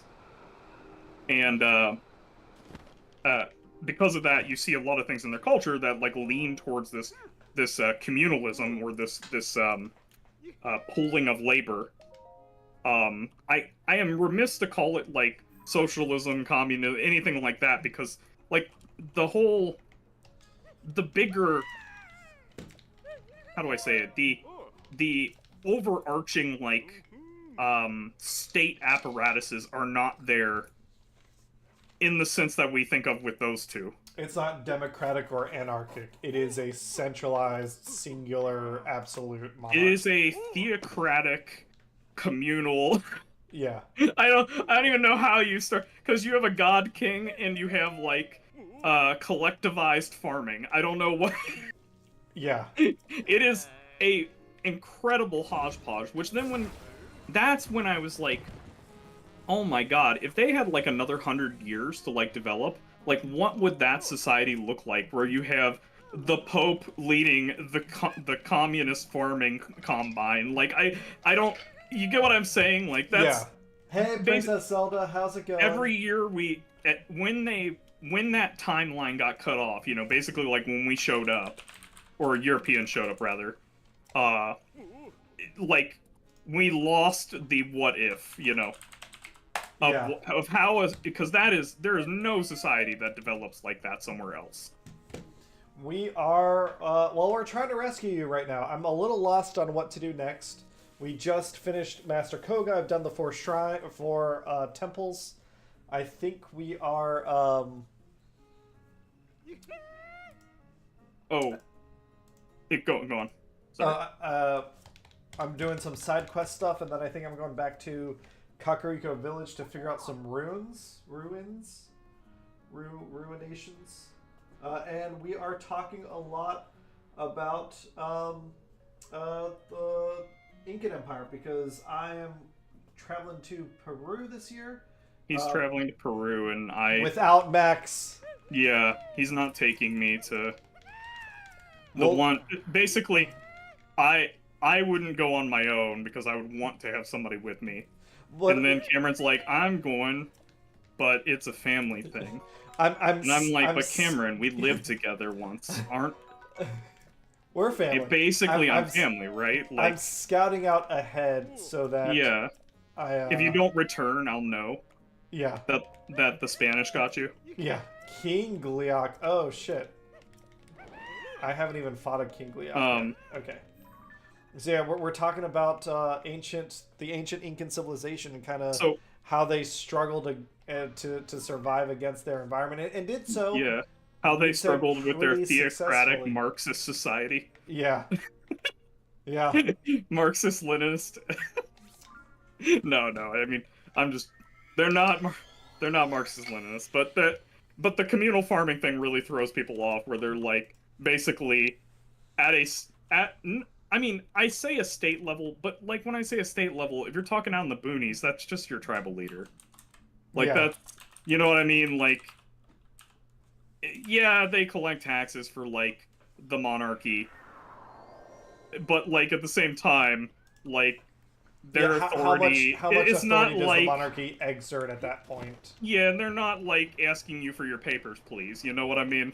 Like we're Yeah. not talking about a member of the party here. We're talking about like this is the oldest person in our village, or the person who knows how to read Kipu, which is their like they don't have a form of writing, but they have a form of encoding tax information and census information in knotted wool that they basically make like strands of and that they link Well, together. that seems suspicious. And they're like, you know what? It'd be cool if this was electronic instead, but it's not. Finn and Poe, that's kind of a good way to put it. It's what if the Pope was pragmatic enough? Yeah, what if the Pope was playing Frostpunk? Yeah. If We keep going higher, but it doesn't get any warmer. We have to go higher. Ooh, okay. So we got some runes here. Yeah, I was joking there, but I do feel like it's basically what if the Pope was like leading the Frostpunk village, because basically, you know, you get to choose your death world to live in, but like either one sucks. You know, the Amazon rainforest or, you know, the Andes. He chose the best he could, the one that he could farm and, you know, like Cameron said, they may not have. I don't know if they were aware of the ramifications of like that pest cannot, even the pest that they could see would be limited to a single biome and possibly even a single crop in that biome. But like they basically hedged their bets really well against like crop failures from like pests and diseases. Yeah. Because, you know, you only have to go like maybe half a mile and you're like going up The opposite hundreds of of what feet. the Irish were forced to do by the British. Yeah. Yes. Yeah. To come inhabit all this land. Yeah. Right?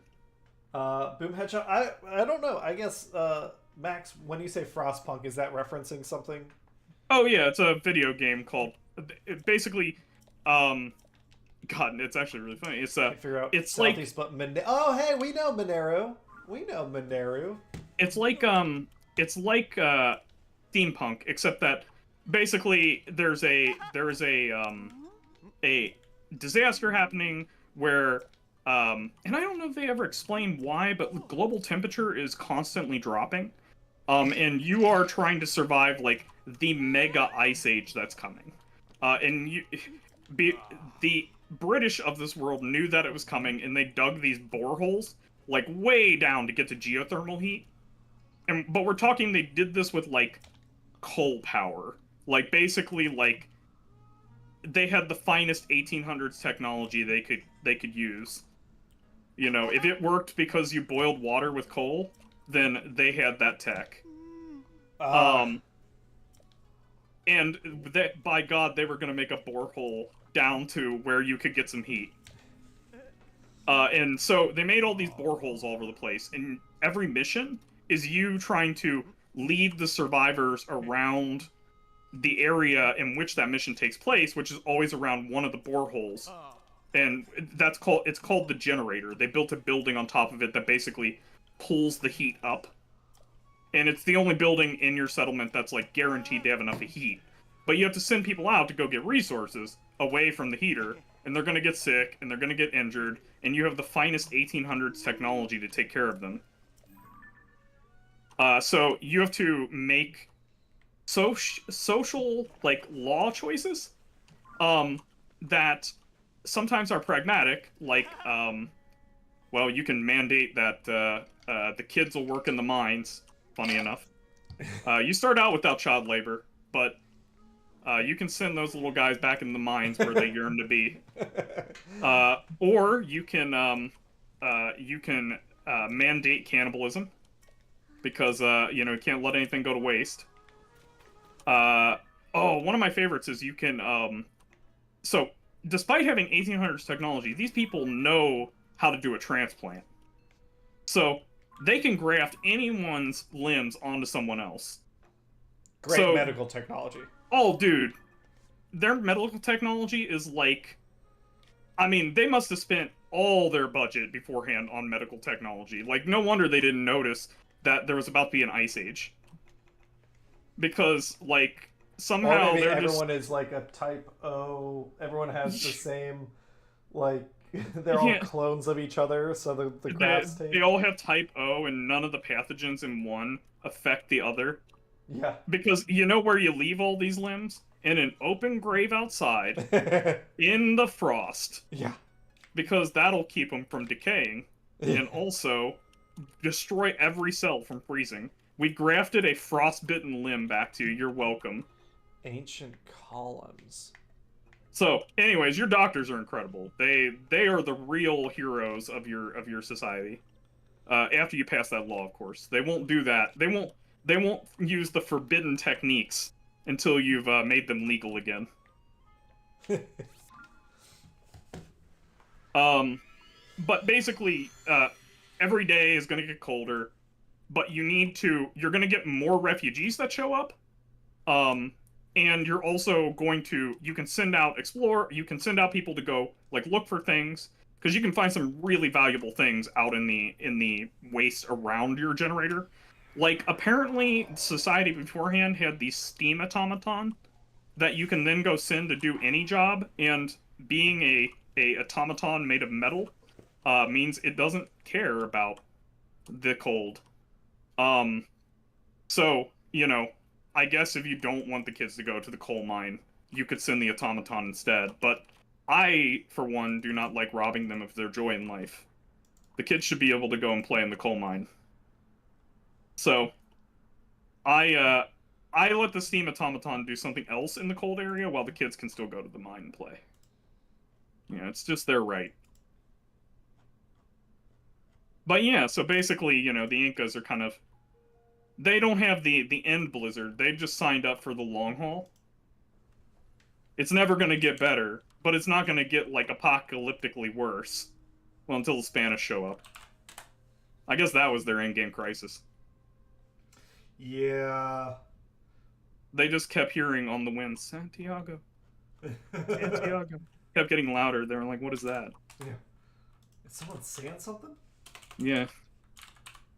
I don't know. Somebody just burst out in pox. But yeah. So that's what I meant by Frostpunk, is that basically, you know, I feel like the Inca Emperor was basically playing Frostpunk, where he's like, I need to collectivize my workers and actually send them back in the mines. Oh god, everybody's morale's dropping. Guess what? I'm the god emperor. If you don't do what I say, you're going to... Well, I don't know if they had a concept of hell. I don't remember if they did. Die to Tyranids? Huh? You're Die gonna be to sent to... Tyranids? Yeah. Yeah. Yeah, so basically, because that's another thing. You can actually, in Frostpunk, you can declare yourself the God Emperor. Would you call Frostpunk a 4X game? It's like it's more like Timberborn, in that it's about resource management. But one of your resources is like the sanity and the I believe it is actually the sanity. The sanity. So some of your resources are like things that are bleak, like the sanity, the well-being, health, and like livelihood of your citizens. And like you are actively going to need to make trades. Like, can my citizens take this hit right now? Because if you, especially if you piss them off, they just execute you. Gotcha. So, Black Knight, I want you to know I am keeping an eye out for Dragon Zelda to try and show you. Man, that's a... She does just, if I have no context, I don't have any context. She does a That's so 2-hour circuit across the map. Huh. So just, I'm checking the sky wherever we're at to see if I can spot her. LOZ's gone a long way from just time travel. Yeah, yeah.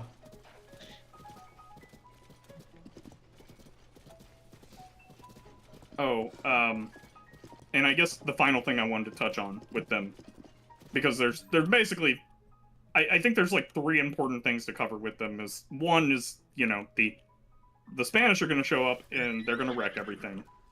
You have their culture, like why did they go to the places they went to live, and basically how that environment changed how their society structured itself in a fundamental way, especially when you compare it to things in Europe, or actually, really any other nation. Yeah. And then finally, well, and I'm actually I forgot one more aspect of their culture that really needs to be covered.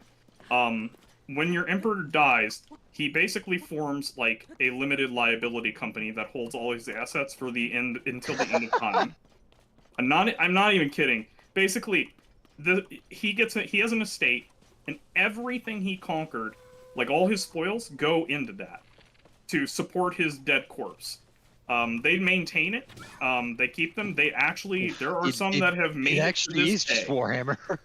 Um, and it is like a combination of like the God Emperor from 40K and the executives of the massive companies in Korea. In South Korea, I mean. Basically, like, it's too damaging to society to say that they died, so guess what? They're just, here's their, and of course, there are religious reasons behind this, but, like, nobody's going to go against those because that would be extremely morally, that would be extremely demoralizing to try to reform that, even though I'm sure every emperor wanted to change that, because what it meant is that any assets that the previous king had, they don't have to fund their empire. They must conquer more Yeah. to fund their empire and their projects. It had to So- be expansionist. So if you want public projects, you now must go conquer somebody to fund those projects, because everything is locked up in the previous emperor's like sovereign death fund. So you had a bunch of attendants for each one of these. They fed them every day. They clothed them. I have no idea how the feeding thing worked. It sounds incredible. I wish there were some sources on how that went, because we really only have the ones that were. So some of these were like spirited away down into the Amazon when they fled the Andes to basically fight a guerrilla war against the Spanish, and the final emperor finally realized like there's no winning this at this point. Yeah. But some of those were kept. Like they have found caves where like the corpses of the embalmed like previous emperors were, where like they had taken like 5 of like that emperor's family, or like, and the emperor himself, and with them when they fled. I don't know the logistics of moving like all that, but that's pretty incredible. That they managed to do that, and that should give you an idea like why an emperor couldn't have ever modified this system, even though they are the God King. Yeah. Because you're basically saying that all the other God Kings, which we still treat as if they are alive and are consulted. So they actually consulted them as well, much in the same way that like Shintoism might go pray to an ancestor. They would go consult with one of the old emperors, and they would come back with an answer from that emperor on what they should do. So you also had dead people basically governing, which is, well, now I can tell you, leader being religious, right? huh? I guess that's the same as a leader being religious. Yeah, except that like the problem is that the leader isn't always the one who went to go ask the ancestor for advice. You know, the leader would be asking the ancestor like, why can't we get rid of this system? Instead, that person, it may be somebody from the family. Asks, yeah. Yeah, basically one of the people running the trust for the dead emperor basically might say that he has, you know, heard something from that emperor, or that you know, they've had a vision essentially, and now you have had the what am I trying to say? The policy inserted of that emperor.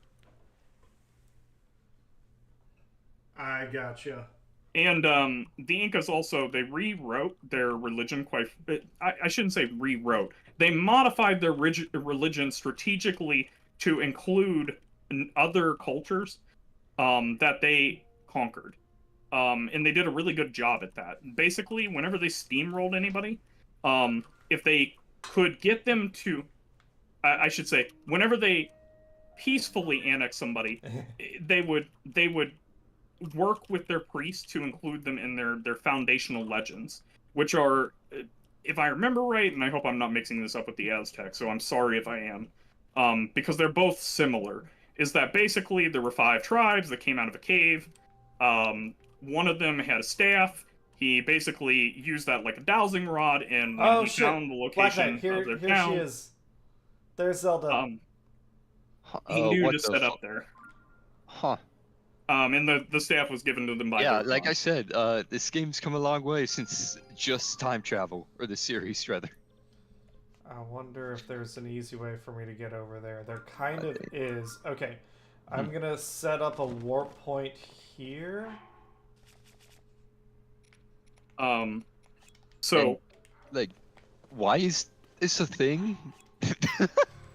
So we learned it over time, but essentially, the start of the game, Link and Zelda are exploring ruins below the castle.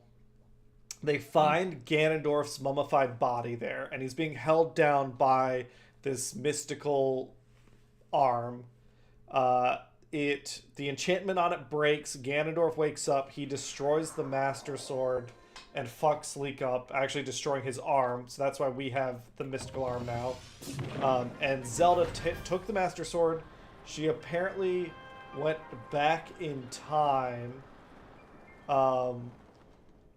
Ate a magic stone, turned into a dragon, and has been flying around here for 10,000 years to help heal the Master Sword and imbue it with the powers it needs to have to defeat Ganondorf. So we actually found a lot of this out of order because the game's very open-ended.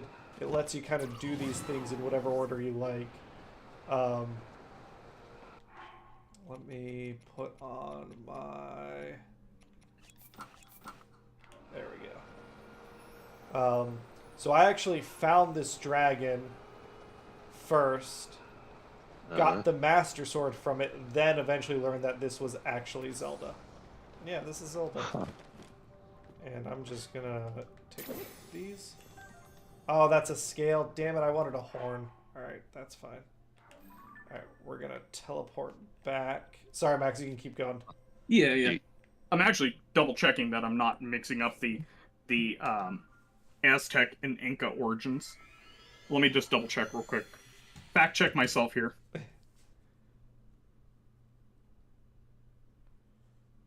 Did you play Breath of the Wild or no? You don't have a Switch, right? No, it was on Wii U.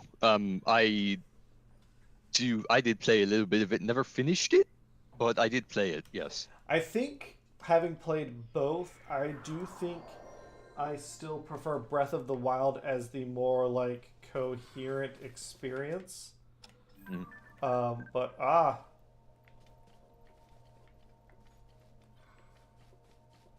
Yeah, so I did mix up a few pieces here.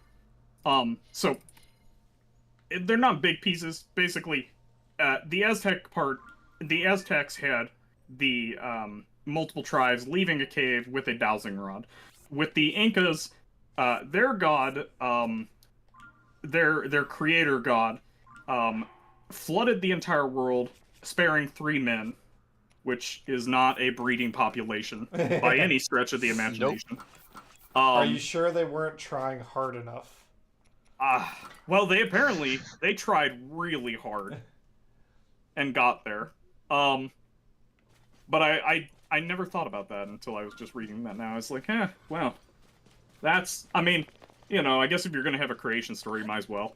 Yeah. Basically, each one of those people was responsible for creating a certain aspect of the world, basically the sky, the earth, and then everything that was part of it. And essentially, the Inca would, whenever they incorporated a culture, if they did it peacefully, they'd be like, they were there at the beginning. Like, we learned that our gods, like, there were 4 actually, there wasn't 3. And then, like, if they fucked something up later and it was, like, politically unsound to keep them in the Empire, they'd be like, the gods told us we misinterpreted their signs. Basically, you know, so they could excommunicate somebody by saying that, like, we fucked it up, not the gods. Yeah, they weren't actually there at the origin of things. These were different peoples. And so they had a really good, like, propaganda setup where, like, they could choose the carrot or the stick, essentially, even though they are a theocratic society. The gods were still integrating infallible. Another theocratic society, you know,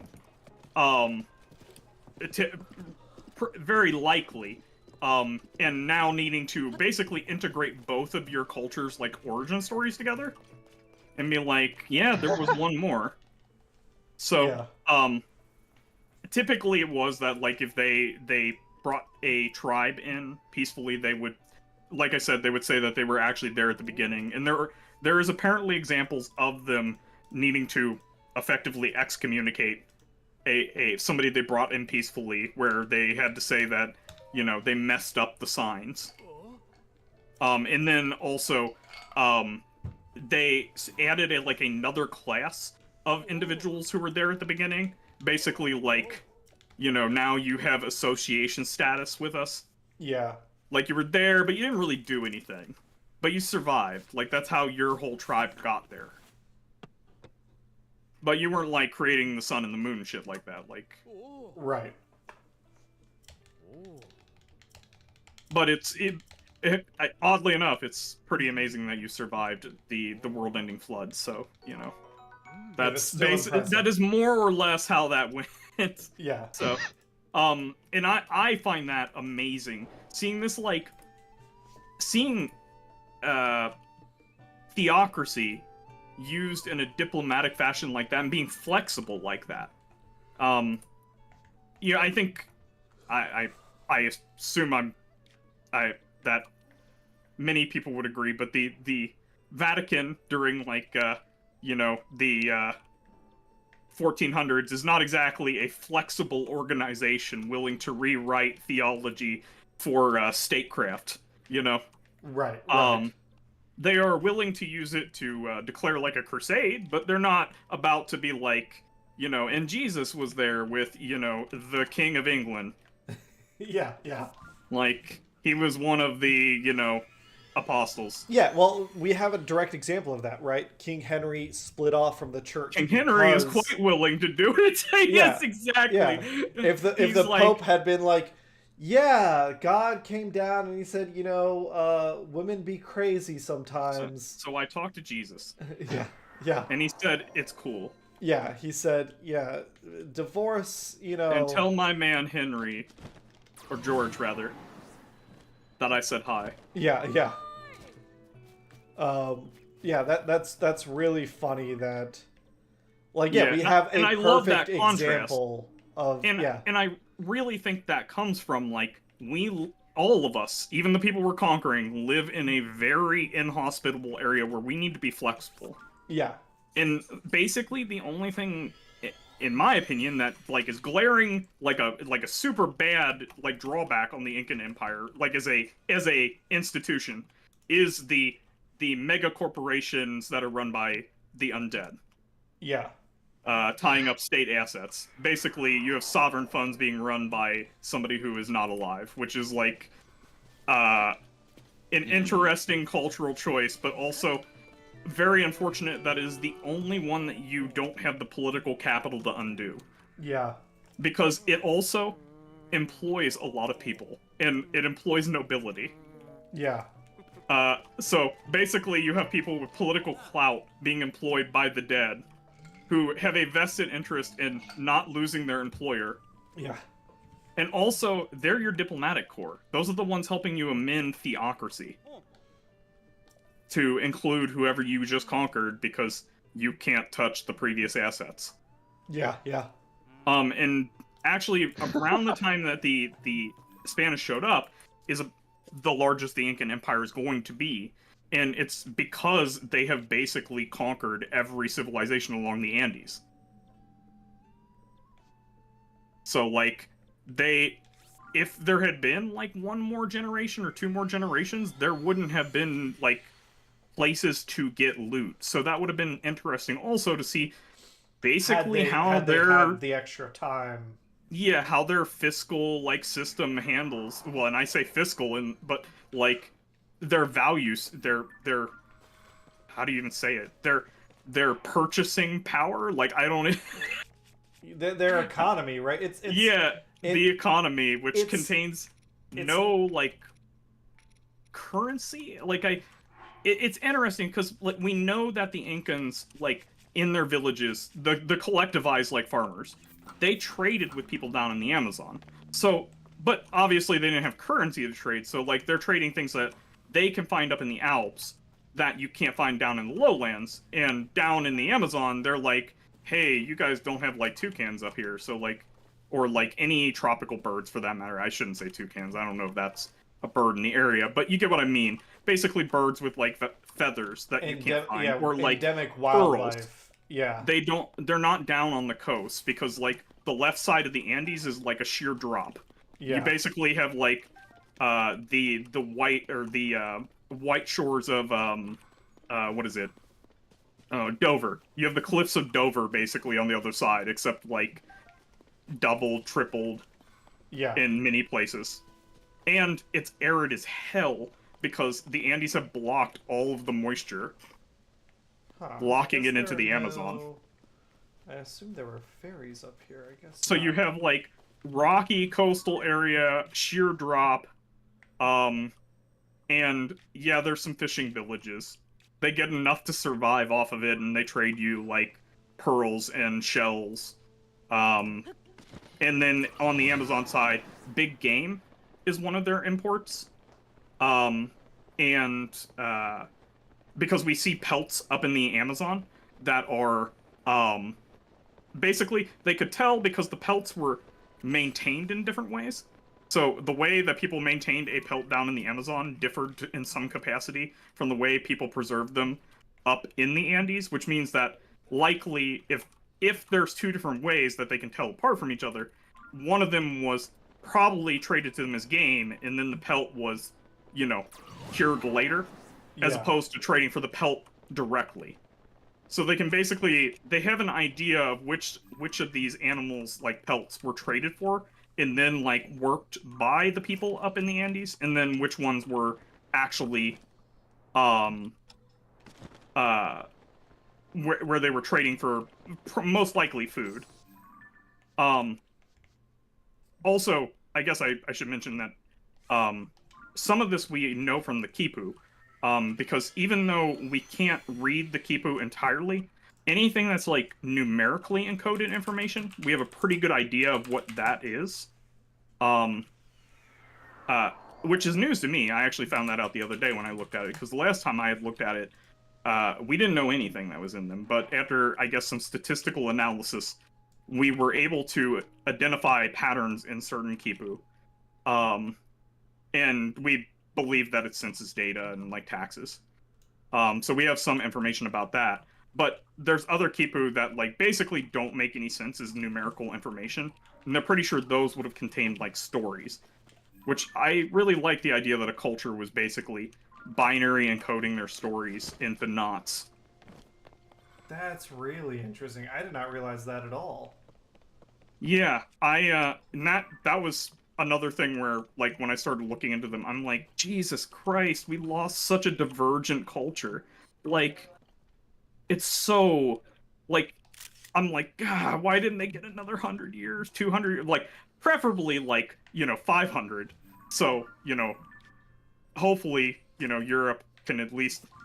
One of us has medicine that can possibly do something, Or imagine where, they were able to meet colonizers on equal terms. Yeah, or I do love the idea of the Sunset Empire, where you have the Inca gunboat diplomacy pulling up into the Hudson Bay. And they're like, oh my god. Yeah, in EU4, there is a a non-historic event. I'll throw that out there first. Just what called the Sunset Empire, where the Aztec invade you before you have a chance. They perform a first strike operation and either land in I like Portugal. to call it preemptive revenge. Yeah, well, I mean, you know, they intercepted our messages when Columbus showed up, and they're like, Fuck is this? "This guy's crazy. He just What plans the to take hell everybody is back in this?" boats." He tried to trade us beads for like everything. Just a random Guys- ass hole in the ground? Oh, Guy's shit. nuts. And basically, their cavalry show up, and they have domesticated buffalo. And I have to imagine that a charge of heavy cavalry on buffalo with metal plate armor is That's, pretty impressive. Yeah, that's a lot more mass than horses. Yes, and more importantly, they are willing to trample. Yeah, you don't have to train buffalo to charge in mass. Yes, I would like to see you form your square formation. Do it. Form your block. Yeah. They form their perfectly drilled block, and the buffalo form their perfectly drilled block. Yeah, yeah. Literally in their genetics. They've trained this since child. And, yeah. So their troops have insane shock damage. And they do not get get smallpox. If I remember correct, the game implements like a South American pox or something like that. It's basically the complete opposite. Like they show up, your society starts taking like massive population hit. They have shown up with the mightiest animal you have ever seen anybody riding other than an elephant, except the numbers are absurd. Yeah. And they made boats to transport that many buffalo, which is also... I love the idea of, you know, you basically have, what's her name? I keep wanting to say Cersei, but that's not the right one. Daenerys. You have Daenerys showing up, and it's like, look at my Dothraki, except they have buffalo. Oh god, now I'm gonna have to go on a wiki walk through Game of Thrones. Yeah, I just want to have a D&D camp. Actually, Cameron, my mount, Spirit Yes. Buffalo. Spirit buffalo? Yeah. Spirit Buffalo. Sure. It won't even matter if they raise pikes and form a wall. They'll think it'll stop them. They'll be like, it won't trample us, guys. Yeah. And then they'll get the culture shock right then and there. This is a buffalo, not a horse. Yeah. Today I learned. Buffalo don't give a fuck. What registration limit? Oh, fuck off.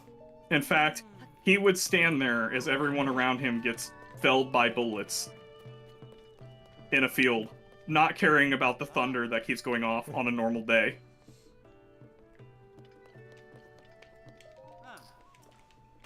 But yeah, so that's a fun thing in EU4 when the Aztecs show up with their buffalo riding cavalry and Petty's Rough Riders take on a whole new meaning. Do you have a book you'd recommend if people wanted to check out more about the Incans? So I would. It's scattered. So basically, there's a couple videos that I've watched where they did a really good job. Fall of Empires. So there's a channel which I really like called the Fall of Civilization, where he goes through different cultures that have collapsed and basically tries to put himself and set the narrative for what that would look like being in the final days of that empire. And the Inca are kind of like the poster child of that, because we have a very good idea of what, you know, happened to them. Yeah. But and that one is good. He has 2 parts on it. And I've dug through his sources and I really liked it. But the funny thing is like, you have to dig pretty deep for sources on this, because the final point that I wanted to get to about the Incas that I keep remembering other things and not saying is that almost all the information we have about the Incas is recorded by the Christian or by the Vatican. Yeah, But there's a skewed point of view. it is not just skewed. The way it's recorded is for counter Propaganda. not I keep wanting to say counter reformation, but it's not counter reformation, it's counter uh preaching, essentially. There's another word though, that I'm trying to think of, but basically it's so that they can create arguments and dogma to push their religion against the other religion of the Incas, and basically all their priests can have like arguments that they have tailored to basically be used when somebody tries to, Say, hey, make a that's fucked up what you did. you trying. So they are basically, how do I say this? Like, how we plan for like a war, they are doing that, but for a theological debate. So that they can. One thing that they do is they will take, and they do this in other places as well, but I think the Inca and the Aztec are one of the best examples where they basically say that, this god you have been worshipping is actually like Jesus or, God, Christ, however you want, whatever they would have explained to them. Like if their religion had like 3 pieces to it, like 3 main gods, they would probably have gone out and, came up with a way to explain that is the Holy Trinity. Yeah. Kind of thing. That's what they're looking to do is, which the first time I was introduced to that concept was in 40K, where they basically co-op local religions to turn them to the Imperial cult. Did not realize that had like a strong historical basis of like having a organized religious like justification for colonization. It's not even justification in this case. It's like basically like a theological warfare planning. Like it's like what generals would do for being ready for like preparedness for situations. War gaming, essentially, like playing out different scenarios. Gotcha. But they're doing it for like other religions by gathering information on them, bringing that back to the Vatican, and then basically think tanking how they can turn that into counter theology. They are playing like 5D chess with their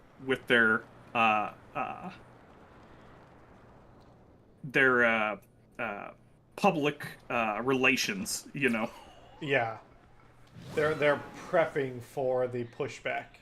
Yeah, which is interesting in and of itself, in that I think we view. And they're like recording like which areas were like receptive to one thing because of a local culture versus another, so that a priest knows that when he steps into this area, he needs to like switch his dogma. Yeah. Because like they had some local like custom that just didn't work with the previous argument that worked with these people on the coast or something like that. Yeah. And I was aware of that for like I knew that they did Too that. far. I didn't know the scale of it, that it basically turned into like their military industrial complex by the time you're getting to like the Inca and the Aztec. And almost like a spy network as well, and actually stealing technologies like gunpowder from the Chinese. Yeah. And porcelain. Porcelain, how to raise or how to get silk, and gunpowder are all like basically a priest evangelizing in the area records it down and gets it back to the Pope. Yeah. In some capacity, that act helps basically get the technology back to us. Actually, this is really important with when they're trying to spread Christianity into Japan. It's a big part of it. And the Japanese do a really good job of, like, basically doubling down and saying, Yeah, you're not going to. People talk about Christian persecution in Japan, but it's like, that kind of kept them, like, it may be because you like your approach to converting people is like it is very reminiscent of a military coup where Yeah. you were like setting the stage for the Vatican to suddenly be here. Yeah, it like You are the like I'm not Japan having such surprised a that Japan. distinct culture now is partially in part due to the preservation attempts that Well, they made. and I guess I'm gonna go off on a tangent here. The British didn't help here. So basically, the British there was a British person who got marooned there, and he got left behind, and he made contact again with another British citizen who was in the one like port that they were allowed to trade in for the British, and was like, "Hey, there's this. We think that the Spanish want to like invade here. They were wrong. But basically, they then started. This guy basically went out of his way to explain to the emperor that like the Spanish are going to come here and more or less he's basically describing it as like the raping of Nanking kind of thing, you know? Like Yeah.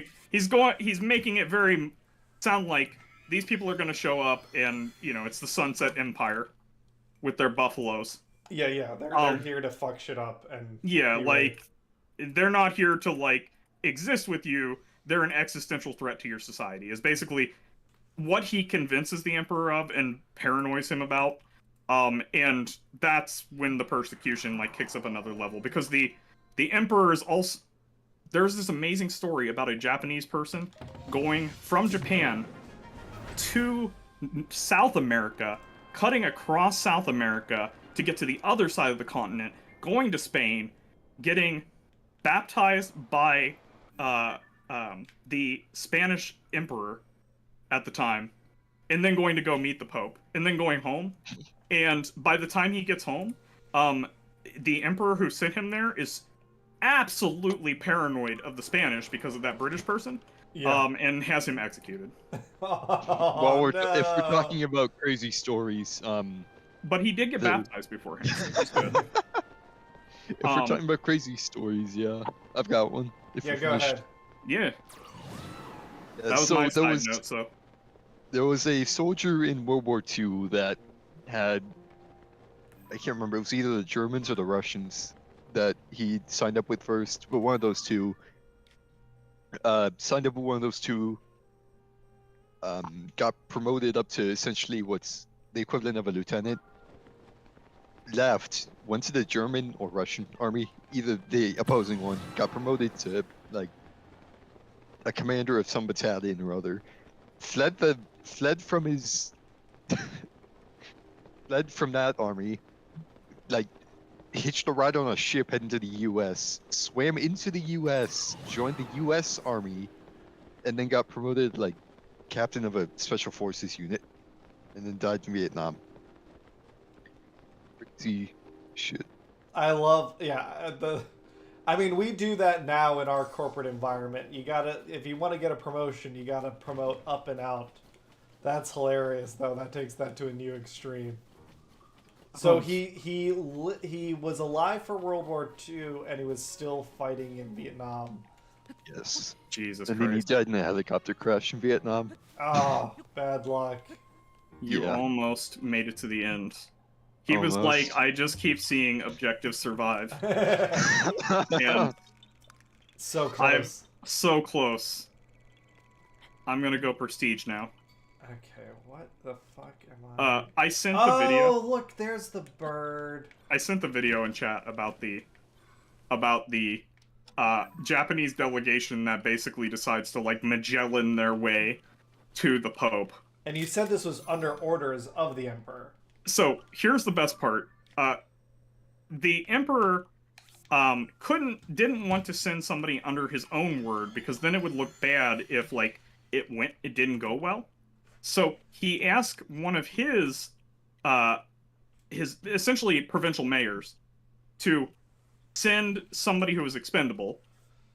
But also his name couldn't be on it, but he needed to imply to the other guy that basically even though his name's not on it anywhere, like, he's doing this for the Emperor. But the Emperor can't have his name on it because he can't suffer that shame.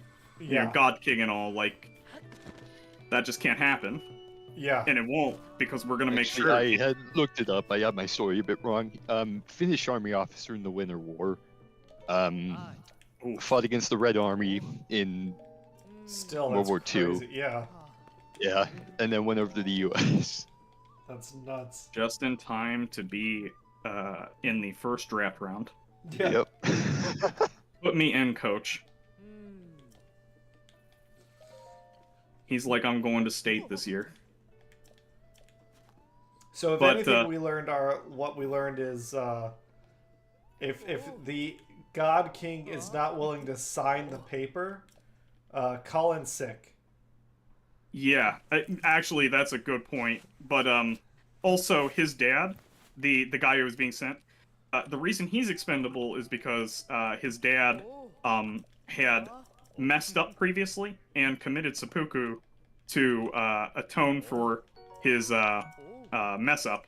But that basically meant that, you know, he's basically running a 0 or less, like, social credit, like, balance right now. It's an the other guy to redeem his family name. Exactly. Yeah, his family's account is in the red.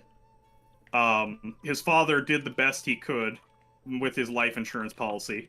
That's try to get him back in the black of society's good graces. He shows back up, and yeah, that went bad. Because not only did he not get, so one of the things the Emperor wanted them to do is to bring back a bunch of missionaries to help spread Christianity. That policy changed while he's away.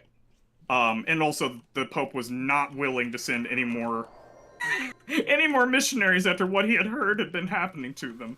Yeah. Because the Japanese figured out some great ways to I say great with heavy sarcasm, to deal with Christianity's belief in martyrdom. It was pretty brutal. Yes, but man, their counter religious team was really on the ball. Scorsese did a movie about it. Yes, he did. I'm trying to remember the name. It's really good. And does a pretty good job illustrating just how Silence. Yeah. I mean, we're all like adults. If you are ready to just have a bad time, Yeah.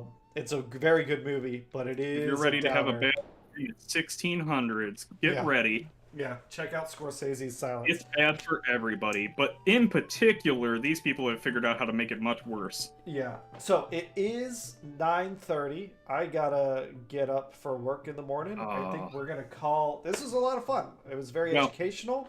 I just want to make my. I'm just gonna finish up here. Yeah. Finish up my presentation. So to conclude, the final point there is that there was basically a church state run, intelligence program for counter religious efforts, and that there's more to it. I highly suggest. I'll throw the videos in some. What channel should I put those in? The ones that I recommend. Probably. You can make a thread in the general channel. That's I'll probably do a that. good idea. There's basically two that I'm gonna throw in there. One's from Kings and Generals, the other one's from The Fall of Civilization. And those two I highly recommend. They did a good job finding sources. Yeah. With that, so tomorrow Danny is going to be doing his art stream. I still don't know if Nate is streaming Elden Ring on Wednesday. I feel like he is, but he has not confirmed. And then Thursday I'll be beating Super Mario Bros. Wonder. So come back Thursday for that. Black Knight, thanks for hanging out. And next Monday, we're gonna be going to Farron to get this 5th sage, and then I think like we gotta be close to beating the game. I don't even know how many more shrines there are. I feel like I've gotten almost all of them. So You've almost looted all of them. yeah. Catch you all on the next one. Bye, everybody. Bye.